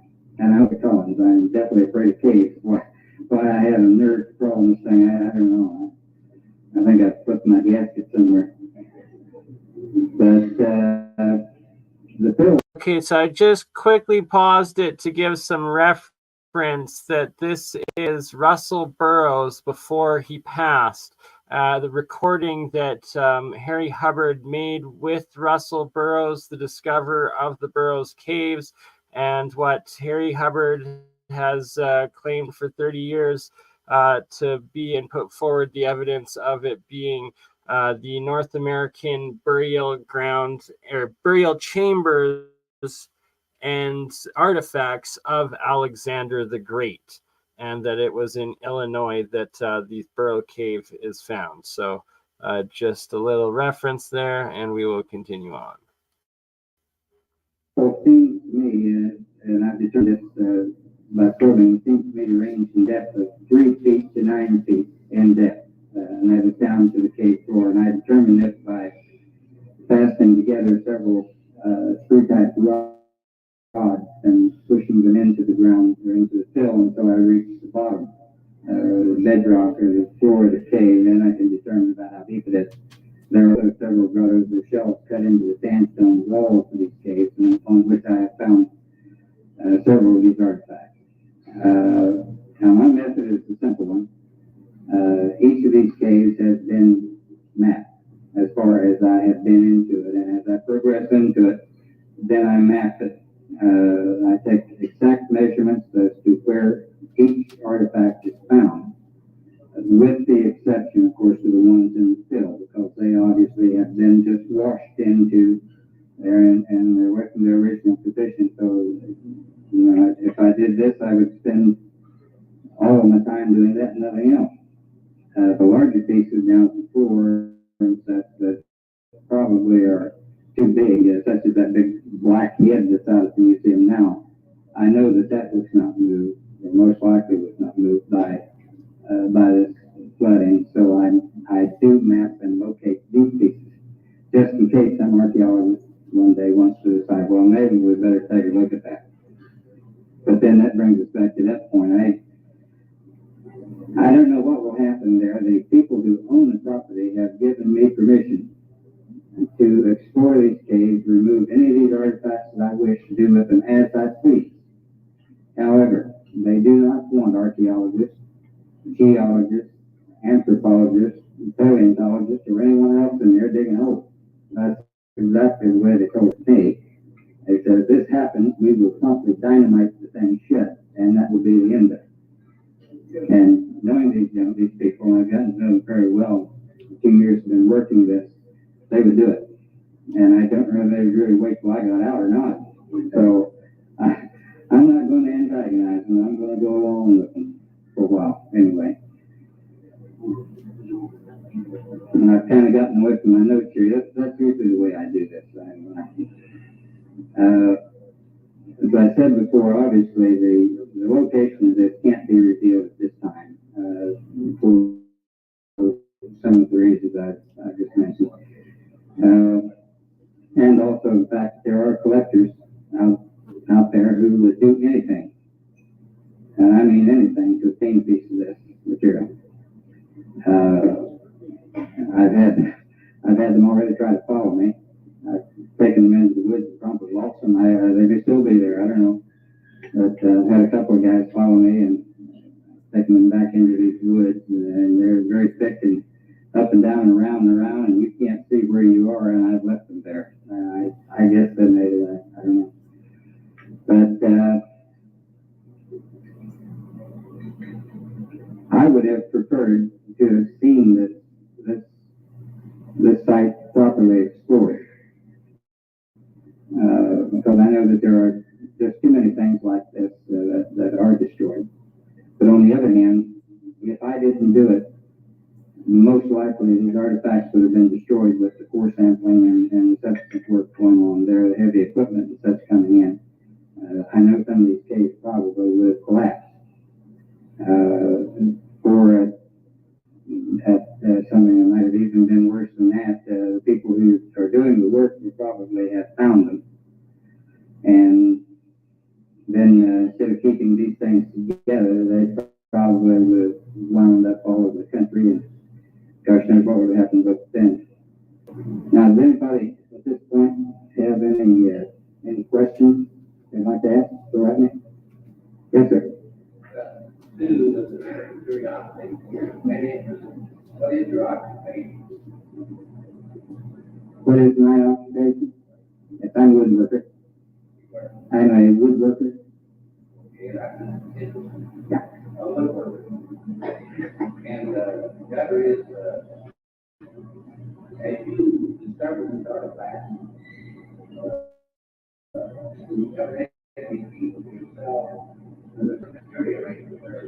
they're not considered in the area of recognition. No. Keep them yourself or provide security. Yes. Thank you. You're welcome. Yes.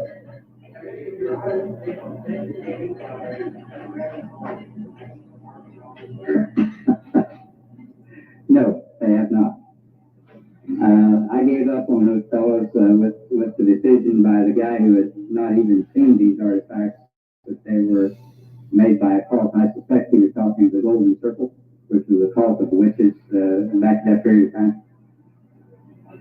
Who? Somebody else? When did you discover this? Oh, let's see. Here's to this past May. Yeah. Seems like forever though. Yes, sir.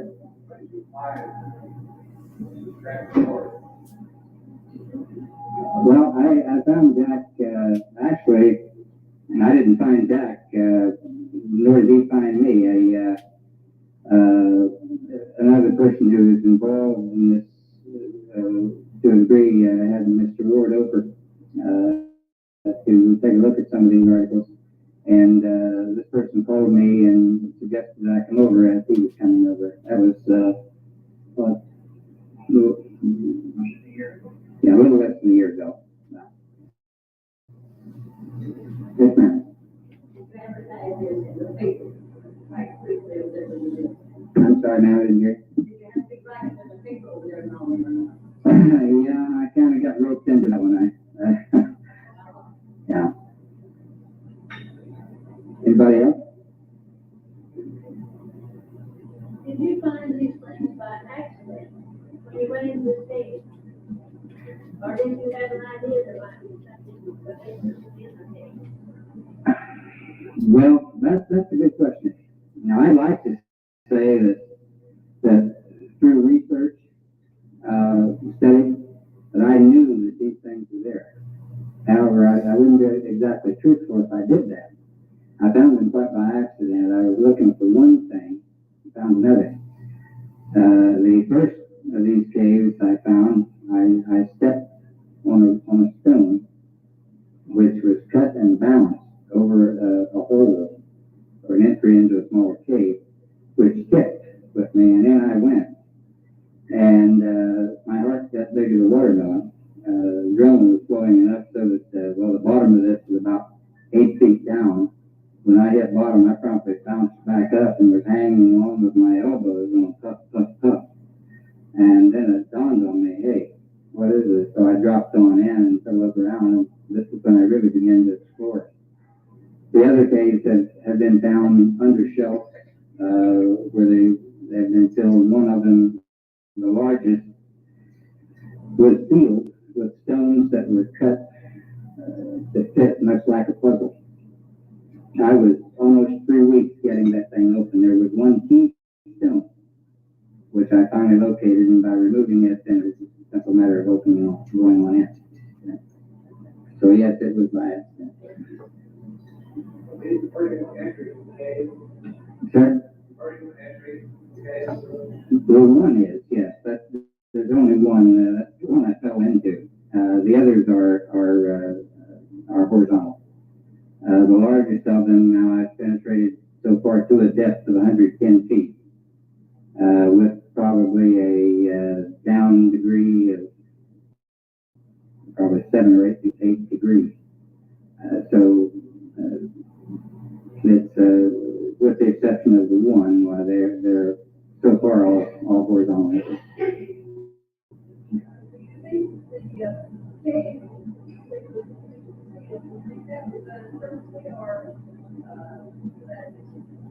No,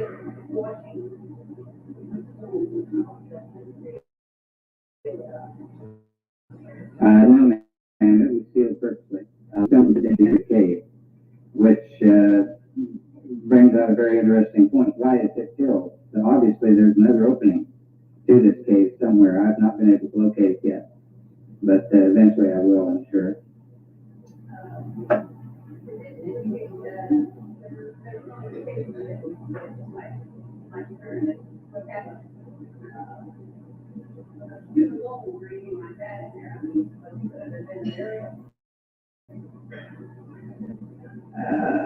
Yes, I have trombone, and these have gone to a university or the analysis. I don't know just when they will have a carbon-14 dating on them for me, but eventually they will have, and then we'll know on that. What plans for the future do you have, Burroughs? Are you going to continue examining the site? Well, at this point in time, I'd like to crawl up and hide. But yes, I probably will work it until. Oh, I'm sorry. Okay. Question. What was my plans for the future? Do I plan on working the cave? Yes, I do. And my plans now are to begin to place these artifacts in the ScienceGuy museum. Or at least have Mr. Ward examine them and determine which ones he wants in the museum. Yes, ma'am. Yes, as I said, the largest so far, I've penetrated into 110 feet. So yes, it's quite a large case. Now the young gentleman back there.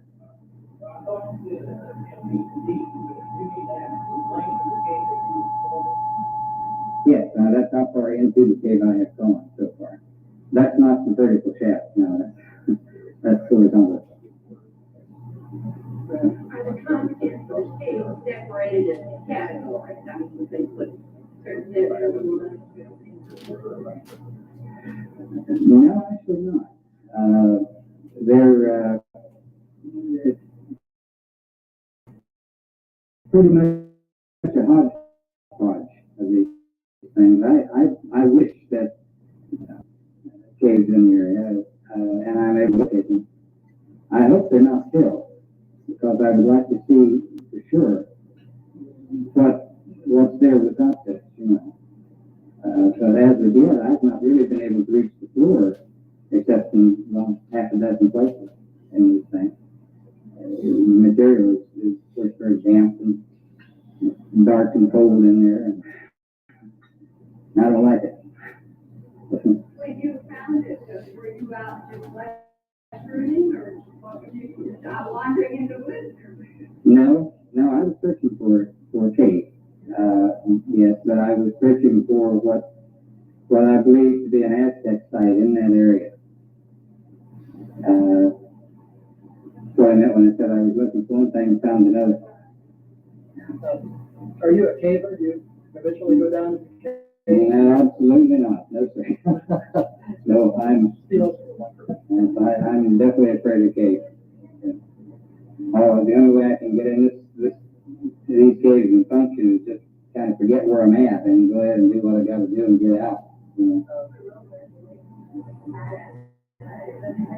Ma'am?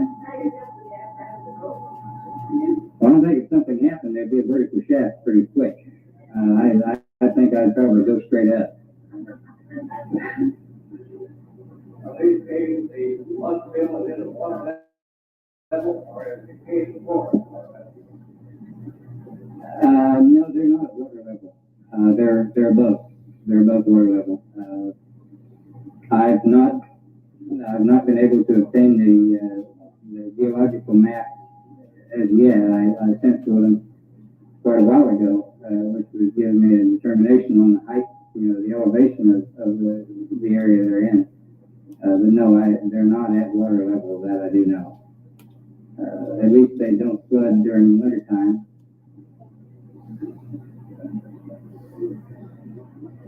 Where's your home, Mr. Burroughs? Are you from Bridgeport or Albany or someplace else? No, my home is in Albany.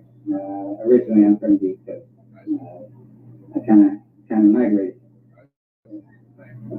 So, anybody else?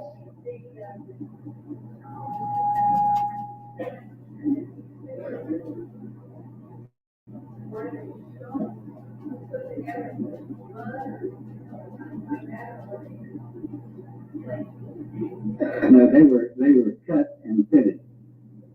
Yes, ma'am. They were cut and fitted, and it was very tight fit. I mean, they were precisely cut and fitted. But as I say, just if you think of the entrance to this particular cave as the face of a clock, then just slightly 10 o'clock center. This is the point in which I found the keystone, which when it was removed, and it was a simple matter of taking them on down there. I did, of course, number them, making a chart before I removed them. I numbered them so that I knew exactly how they would go back. So, and of course, I did photograph it.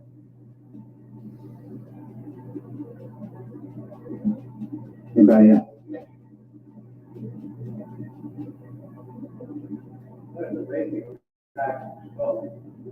Basically sandstone. And the caves themselves are not man-made. They're not cut. However, on one of them, the lip above the entrance to the cave, when you go under the lip, if one should happen to turn over and look upward, then several inscriptions, scripts, pictoglyphs, hieroglyphs type thing are cut into the top of this cave, or this entrance to the cave, which is it's a projection of stone which protrudes out from the lip of it into the actual entrance to the cave is 12 feet 8 inches. Do you have any theories as to how this stuff wound up in this cave? I didn't until I had met Mr. Ward. I can, since I've seen these things, there are items in the cave which I have told no one about so far. I think it's pretty well cut and dried that these are items, pieces from the cultures of the ancient Libyans, Phoenicians, and Nubians, Egyptians. And I think Mr. Ward is much more knowledgeable in the period of time than I am. They've been here quite a while.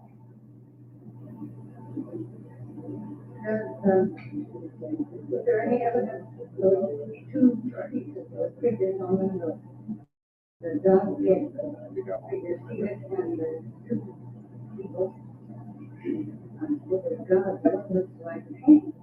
And that would be Greek, or a Saturn paper. That would be Greek, rather than Egyptian. I don't know the word here.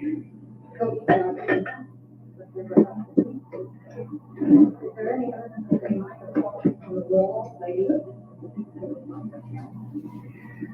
That's what I'm wondering.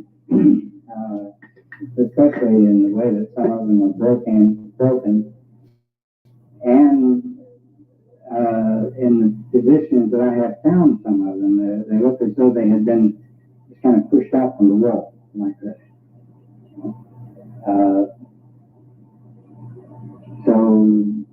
Well, whether they are Greek or not, I don't know. I think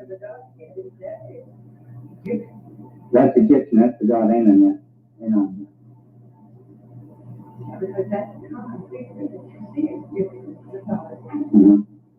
Yes, it is. And the female figure with the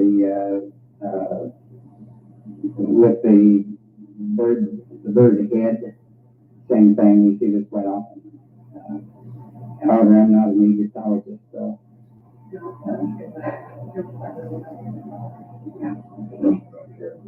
We have another question. Back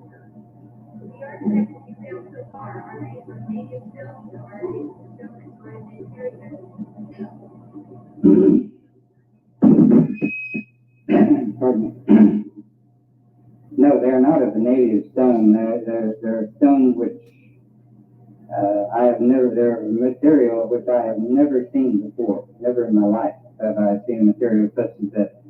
The white marble, of course, I have seen, but then again, this is Mediterranean, especially the pure white marble, which you just don't find in this area. In the United States, as a matter of fact, it's not found here. The black material, which is extremely dense, heavy, is a material I have never seen. Mr. Ward, the Jack informs me that it is a black quartz. So it's something I'm not familiar with. I would not sell them. I doubt seriously that a museum, I don't know if a museum is able to buy them. Most museums have no money. At least they'll tell you that. They would like you very much to donate. At least the museum over in St. Louis, the Natural History and Science Museum, would like me to donate some of the pieces to that. And of course, this is something that I intended to talk to Mr. Ward about sometime soon. But I think my feeling on it is, which does amount to a hill of beans, is that these items should remain together if possible. I mean, it would not be, in my opinion, again, that doesn't amount to much. These items should all be together in one display, instead of, say, part of it here in Louisiana, part in St. Louis, maybe some up in the Chicago Museum, Washington, which we had, when this first began, a letter was sent with a description and photographs of these items to the Smithsonian Institute. Their information back to us is that they are not made or are not native to the North American continent, most certainly not the Amerindian or American Indian. So, but we've heard nothing else from them so far. Anybody else? Did you say you had brought something? Yeah, it's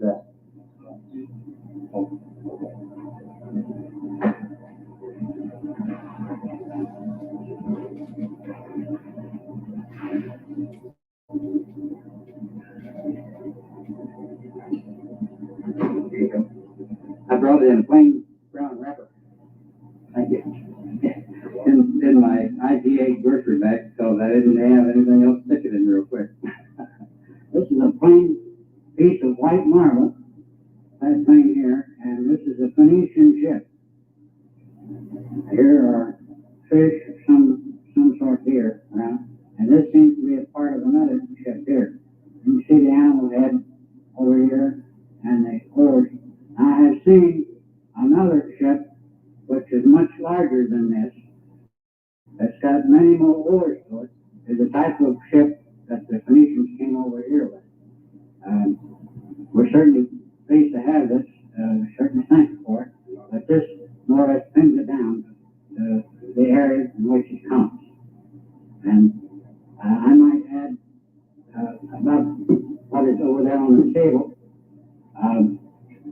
Those two pieces of white marble over there. One is the Anubis goddess, and she holds in her hand the anchor of life, which is, she's an Egyptian religious goddess.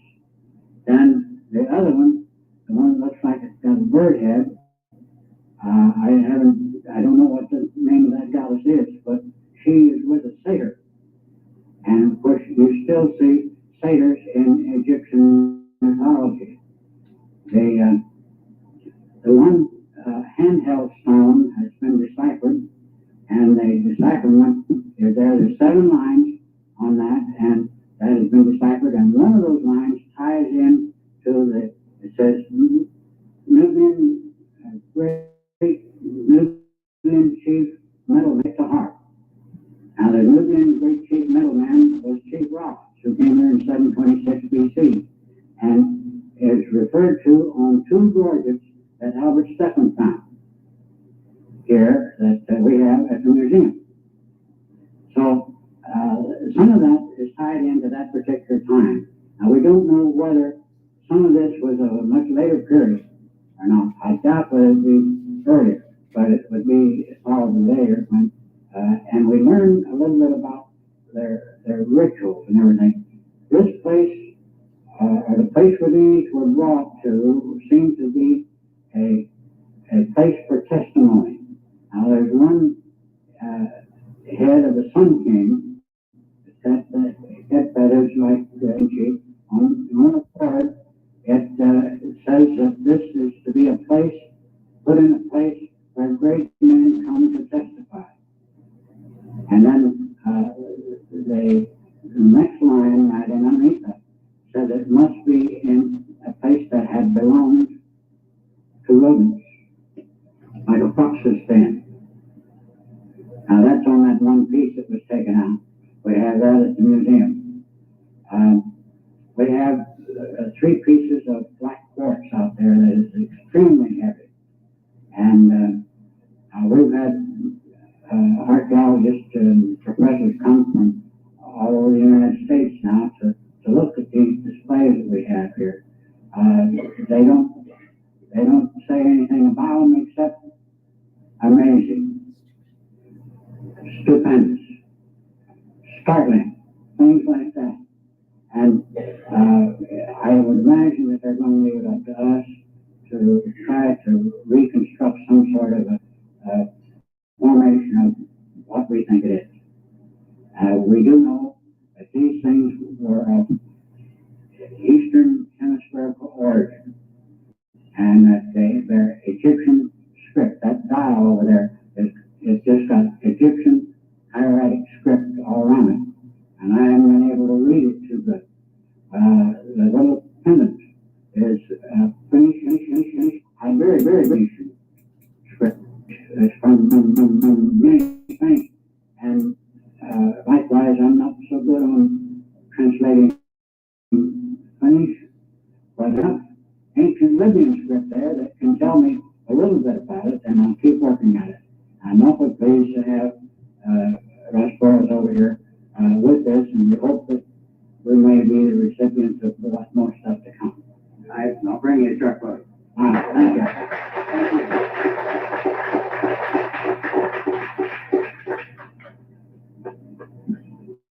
Come on.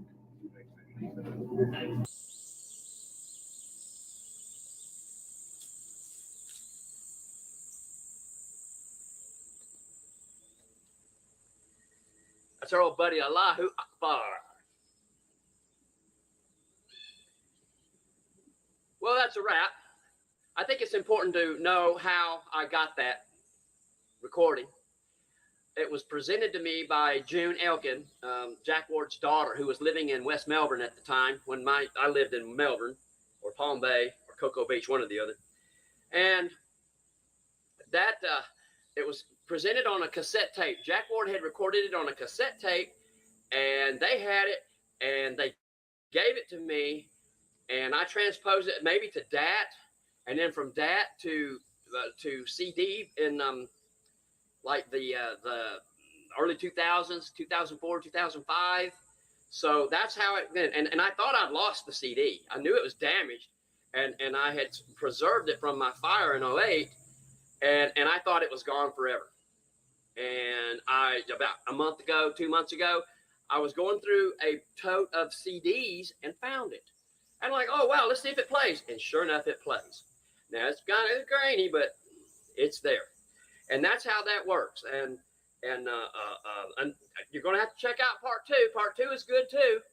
And it's quite entertaining, I guess you could say. A lot of swearing in there that I'm going to have to edit out. And it's going to have a commentary on it also. And some of the antics and things that happened afterwards. And then it's got a little sniblet of Russell Burroughs talking for a couple of minutes about our site over here and what he makes up about it. It's just hilarious. I mean, he shoots himself in the foot every time he opens his mouth. He lies all the time, and he can't keep his lies straight.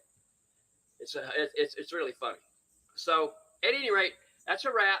Until next time, peace out, my brothers and sisters. So let's go down to the creek.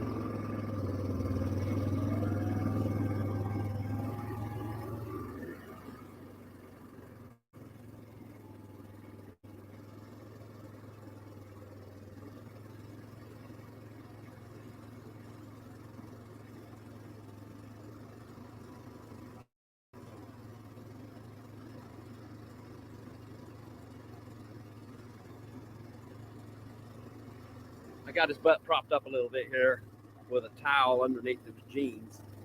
So he can kind of get a little bit better grip with his. How you doing, fella?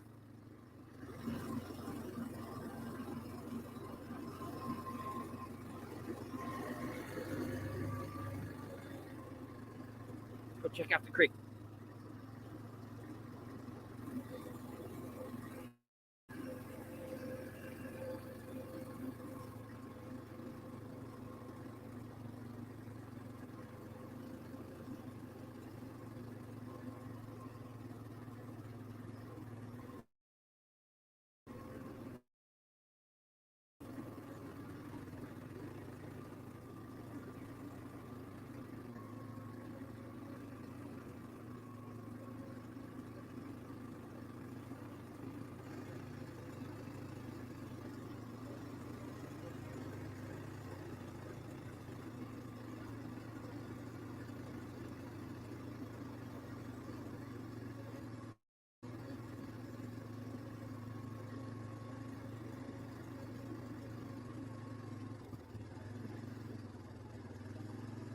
Let's take this way down here.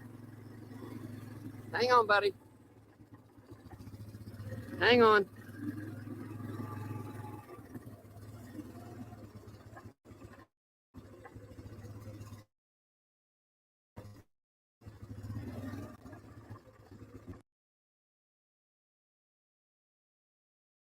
All right, I'm going to stop that there. And for reference, that was Harry Hubbard, and he was playing Russell Burroughs' original recording back from the 80s when he was presenting the Russell Caves, the Illinois Caves, and what Harry Hubbard later in his career claims and has done work showing the linguistics of the inscriptions on the different tablets found at this place to be what he says to be Alexander the Great's burial and tombs, and that as Harry was stating at the end there, explaining some of like the drama and lies, and both men throughout they're both absolute legends. Rest in peace to Russell Burroughs. He was accused of being a fraud and did admit to faking some and forging some of the artifacts, as well as like Harry Hubbard explains it. But then Harry has also faced allegations of fraud and forgeries as well throughout the years. But when you look and understand how these claims work, the legalities of finding these controversial sites on your properties, claiming the gold, as opposed to if you do admit to forging or fakery and making replicas, selling replicas, and that it was all fake, then you can't be charged with selling, stealing, pondering national treasures and artifacts that belong to the government, and all the taxes and all of that. And then all of the academics claiming to debunk both Russell Burroughs himself, his story, and all the work that he did, and then as well as Harry Hubbard's. But I do believe the legitimacy of the caves. I believe Harry Hubbard's story is the most accurate. It's awesome to see that he's posting again after having an absence for about at least a year. I was in contact with him over Twitter about a year and a half ago, where we were going to have Harry Hubbard on for me and Campbell's series, Egypt and America. and I was scheduling with Harry, and then all of a sudden his Twitter account disappeared, and he took an absence from social media. But now that he's back, just to show you Harry Hubbard's YouTube page, and Illinois Caves is at Illinois Caves is Harry Hubbard's handle on YouTube. And please do go subscribe to Harry Hubbard. The guy is an absolute legend. Like I said, I give him full credit for first bringing to my awareness like 2 decades ago, I believe, like very beginnings of YouTube, when he first uploaded his series on the Mercator maps and the different ancient anomalous maps, and then going into the Burrows Caves, and see, so here there's all these ancient treasures, and then there was the controversies of replicas, fakes, forgeries, the rest of it. See what happens when I play on YouTube? It gives us these stupid commercials. Thank goodness I had it muted. But yeah, so right, it's like supposedly these are replicas that Harry made of the originals. I believe is what the official story is. I suspect that they might all have been actual what you found in the cave and inheritance, and you know, part of the burial goods that you just claim you've made replicas, or you start making replicas of. Maybe half of them are replicas of the originals. Who knows? But for legal purposes, I understand why, you know, some people would accept or claim that it was fraudulent, or that they debunked it, when in fact they actually, the story is quite different, and in fact the originals are all real. All right, I'm rambling on. Anthony, got any thoughts in here?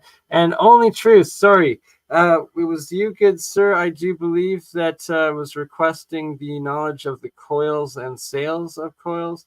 And if it was not, whoever it was, I believe earlier asking about the how to buy the my goodness, Matt, what? Stoner Moments, Canadian at 3:03 a.m. Rife coils, there we go, the Rife Star coils, and Rife Technology. I believe he sells this unit for like 5,700 American, and I actually need to put time and effort into starting testing it again and doing it properly. That coming with the Rife machine with the audio controller, frequency controller, the amp, amplifier, and the 2-star coils connected to his system. But yeah, I got to start doing tests on it before I would recommend spending that kind of money, unless you have a lot of money, at which point, well, donate some this way, and I will happily sell some of mine. And we got the Year of the Coil, Year 2. We're going to go fully into how we connect these different coils, how to make the coil winding machines yourselves. Jeremiah's had great success with the Bagel coil winder that he's made recently in producing these coils quite efficiently and fast. And yeah, so there's, depending on what sort of coils you want and what you make, I do have several of the Magrav coils. And who else does the star? There's several that do star coils and rodent coils.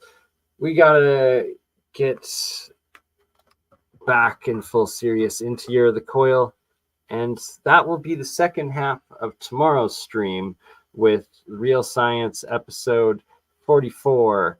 Paranoid American Thomas, Jeremy Reese, alien scientist, our 3 or 4 mics. Shout out Gerald, WPG, Enlightened for Truth, and JP join the technicians. And Mikey does was here earlier, hopefully dreaming, resting well. The vortex coils, right? Like all the different, there's the toroid coils, the Peace on Earth, PoE coils of the Nunez's one-stop energies. And they also, sadly, about a year, 2 years ago, maybe now, also shortly after Jason Verbelli's 2 YouTube accounts were taken down, that the Nunez's had all of their content removed from their YouTube channel. And I was in contact, so we did have them on the Alien Scientist channel. We're talking, scheduling another year, getting them on the Year of the Coil, and then through Facebook, and haven't been able to get a hold of them since, but I'll try reaching out again. But yeah, Gerald's the main coil maker, and we'll have Gerald on WPG Enlighten for Truth too tomorrow on Real Science episode 44, and cover it much more in depth, only truths. And yeah, it's a work in progress. And the thing is when I turned on the Rife machine star coil unit and was messing with it the first night that I had it plugged in, and there was a couple settings that felt pretty decent. There was several that were missing, and I don't very sus why those specific frequencies were missing, the solfeggios exactly. And then a couple of the frequencies that I tried on this app that's like some random frequency generating app that runs it all, it was quite painful, sharp, and immediate, and negative effects as well, right? So it's very strong, and you can only guinea pig yourself to so many different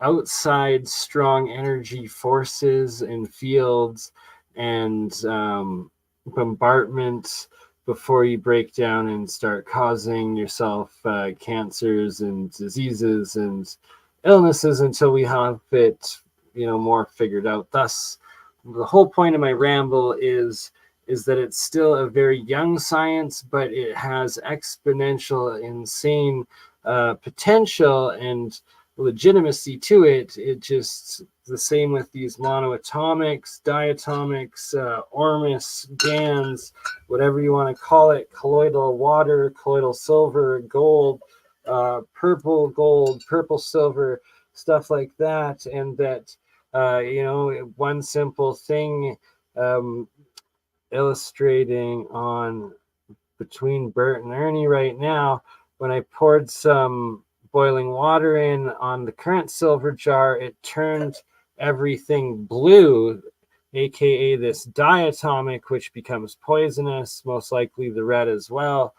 So there's extreme opposites, right? Extreme good as well as extreme bad. And that I'm not recommending anyone goes full tilt in experimenting with these things or purchasing them or using them unless you really know what you're doing. And that the whole point of the Year of the Coil series and Real Science is to bring out the inventors, the people that are doing it, that do know what they're doing, and do these experiments. And we'll go deep into it tomorrow night, hopefully with Gerald and Jeremiah and the rest of the team. All right, we're 2 hours 15 in. Anthony seems still awake, but did you want to go over some overview sometime? Sorry? Maybe do like an overview of the different coils and how much power to use for people getting started. Yeah, see, I have no idea. That's what I need Gerald and Jeremiah for before doing it, and I don't have all of the right. Like Jeremiah is saying, I should have different equipment of power supplies and controls and stuff. and that I've never actually plugged a lot of the different coils that I made myself into any large amounts of electricity or frequency whatsoever, because I understand the potential of like negative exponential effects or strong energies, potential plasma fields, potential ball lightning, potential explosion, melting, because one of the requirements for the bagel coil of a coil within a coil within a coil is that the inner one is a ferrite iron, and then when you have ferrite iron toroid wrapped around copper solenoid, upon a copper solenoid around that iron ferrite coil, and put thousands of volts through, yet alone hundreds or millions in some of the experiments you do, you would literally could create, I don't know, a mini sun was sort of plasma explosion, because you'd have molten iron in this giant plasma ball. Who knows, right? Electromagnetic fields. It has to do with the tokamak reactors, essentially. These same toroidal torus donut shapes and electromagnetic fields that seem to run the universe, and the mathematic coding behind it all, but that it's sacred geometry applied into insane electromagnetic physics. And yeah, anywho, I'm rambling. It's late. We got a good stream tomorrow. But what else good, Anthony?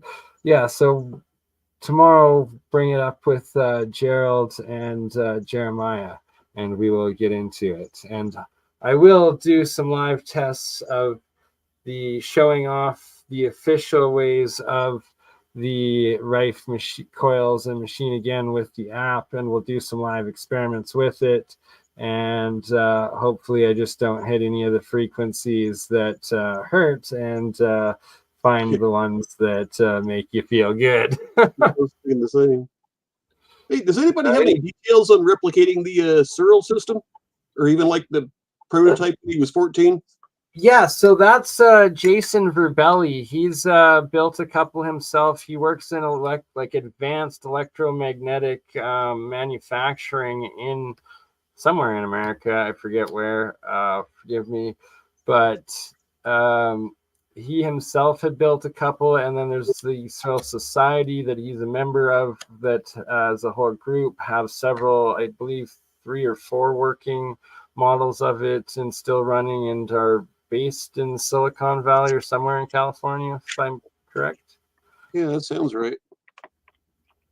Pretty sure I've seen him, but he never got into a lot of the details. He just said a lot of the prototypes were really expensive. Yeah, so I believe the details are available like open source on their website, and in their freaking the cloud stuff.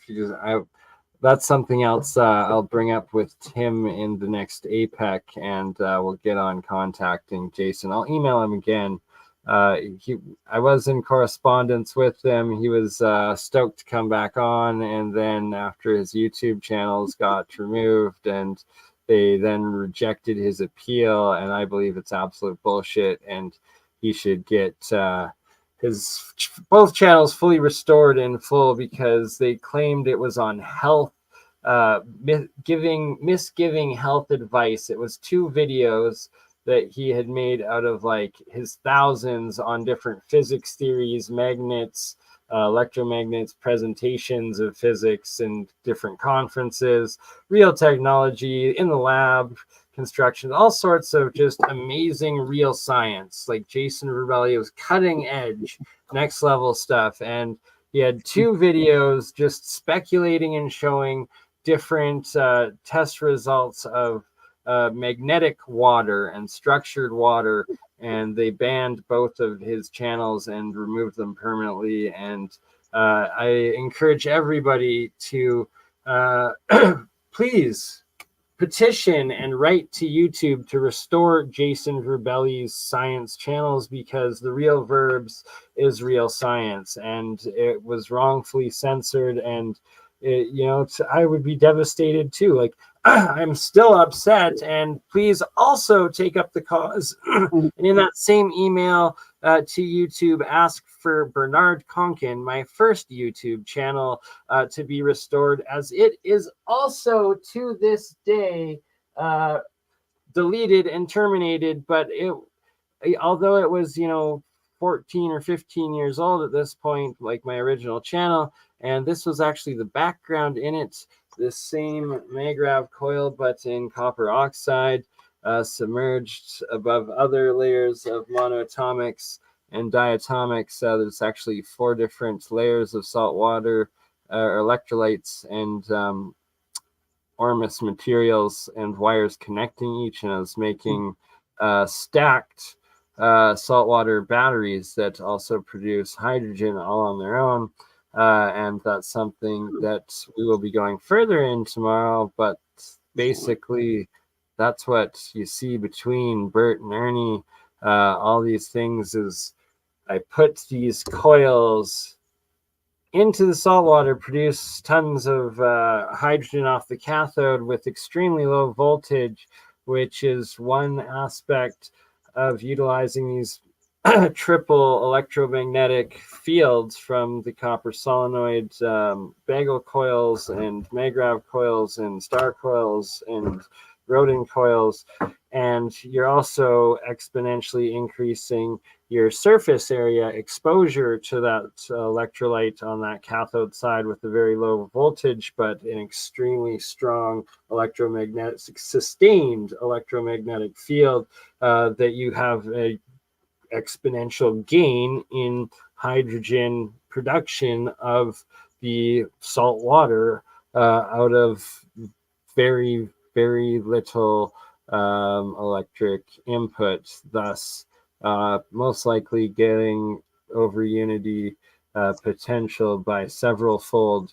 And a key part to Stanley Meyer's technology and development of this electrolysis hydrogen technology, and most likely a key part of the technology that we showed John Levi highlighting of another water electrolysis vehicle, where literally all you're putting in is salt water to the tank, and it's a combination electric hydrogen vehicle simply from water. And that we should all have these.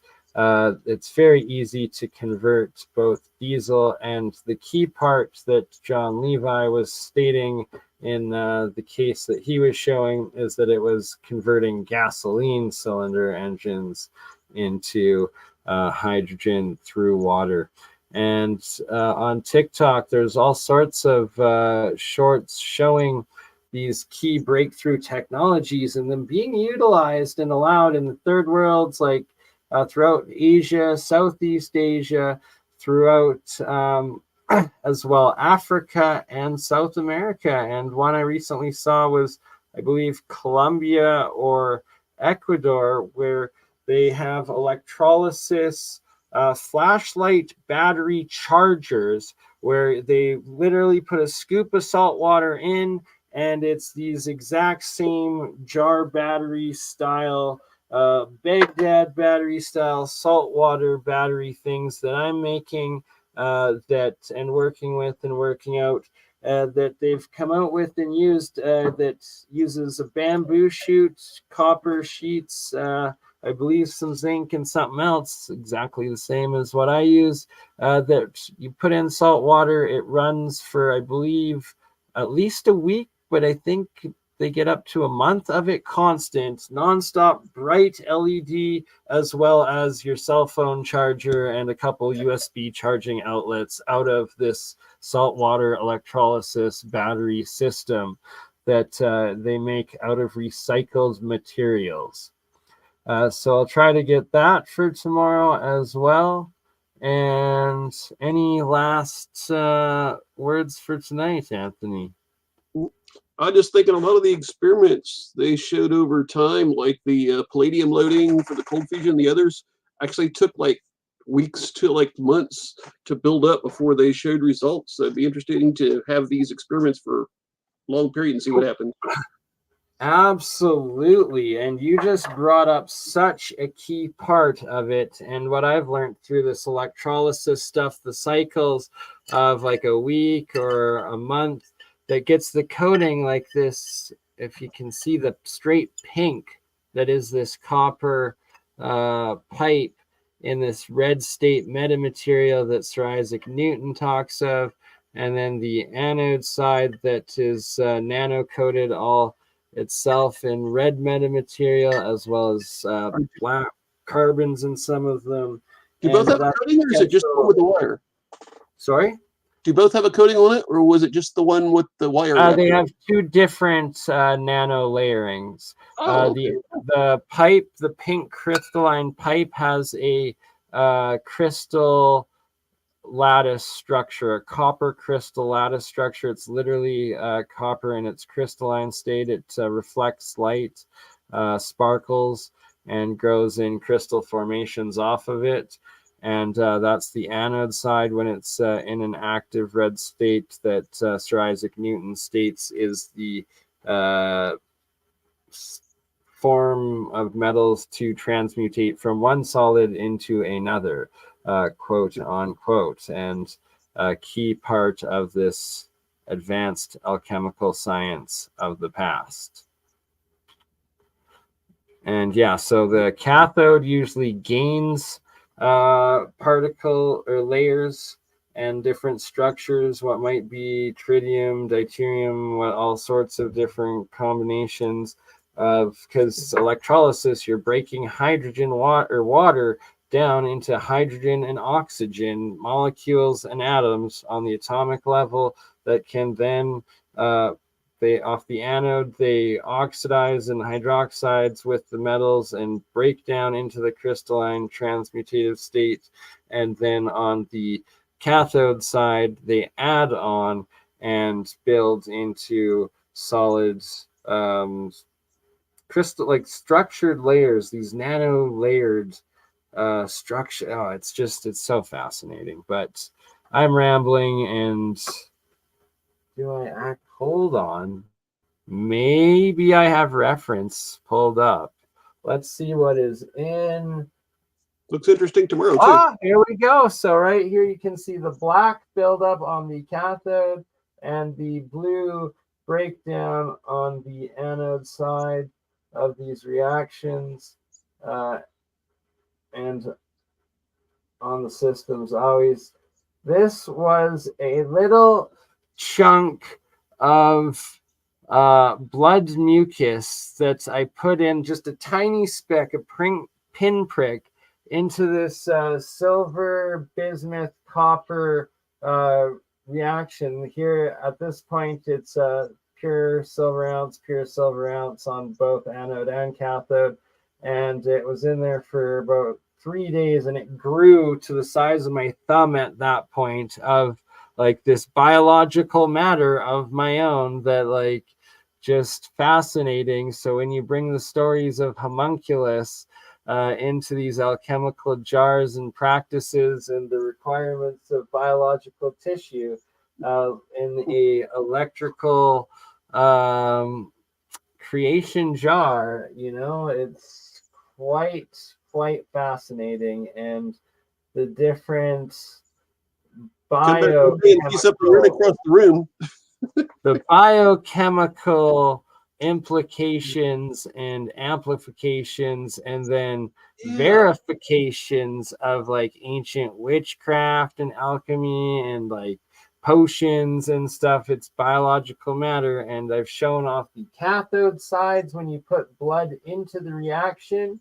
When I drop blood in actively, on the hydrogen, atomic hydrogen coming off, it starts producing white flakes instantly. And it doesn't matter where the blood drop falls in the electrolysis water, the electrolyte, closer to the anode, to the cathode, or the wall. Simultaneously, the moment the blood hits the top of the water, the cathode side, the atomic hydrogen starts a flake of white material, which Keshi says is your amino acids, or I believe your nano particle of your resonant frequency, your own biological monoatomic piece of material that is attaching to those hydrogens, that you're adding it on, so that if you then bond that with the pure monoatomic gold, pure monoatomic silver, you have your biological frequency cell piece for piece placed with that potential quantum gold material, silver material, with your DNA like partnered or attached to it, right? So who knows? And here I'm showing this bubble. It actually captures, because it's a 4K or high capture camera, you'll see it shoots up and it actually condenses, but it moves all the way up. It's never a splash. It's actually this oxygen coming off the anode side that just flies up out of nowhere. Like, is it a plasma ball or something? Like, what does it do? But it's not dispersing. It literally shoots straight up every time, and never a ripple back of water splashing down or anything. It's going straight up, defying modern gravity and what they claim to be dissolution or whatever, the mixture of air, but rather it seems to continue in a different dimension of buoyancy straight up and out, and is rather applying buoyancy continued into this dimension, or the gaseous dimension from the liquid. All right, so 2 hours 33 minutes exactly. I guess it's time to call her Illuminati confirmed, right? Oh, Diet Dazzle, we're just getting into your sort of topic, so I definitely recommend rewinding the last 20 minutes, or excellent, keeping it short at 2 hours and a half here. I'm going to edit this down into several 20-minute specific segments, and you can rewatch it when it premieres. Just like you can rewatch tomorrow early afternoon, Alien Scientist, myself, and Mike talking the superconductor KK 59. What's the number? 29? Anthony, do you remember? Whatever it is, the superconductor, the results in the lab. Oh, I can't. I know what you're talking about. I can't remember. Right, too late in the night. 99. Thus, we will call it LK. Sorry? K, yeah. LK or KL. K. Yeah, it's like KK or yeah, not. I forget. Anyways, I can't remember. You crazy mother. Yeah. It's just Bernie. Bernie just like that. What happened? Shout out. Oh, I changed it too fast. Shout out Esra for making that. I meant to let it play all the way, but anywho, good night. See y'all today.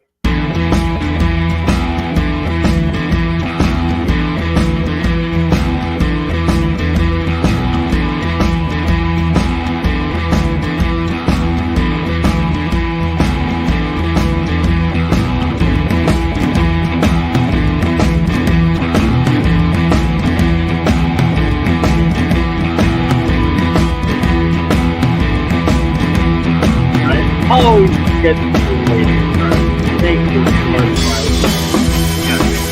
Absolutely. Let's Alchemist 99.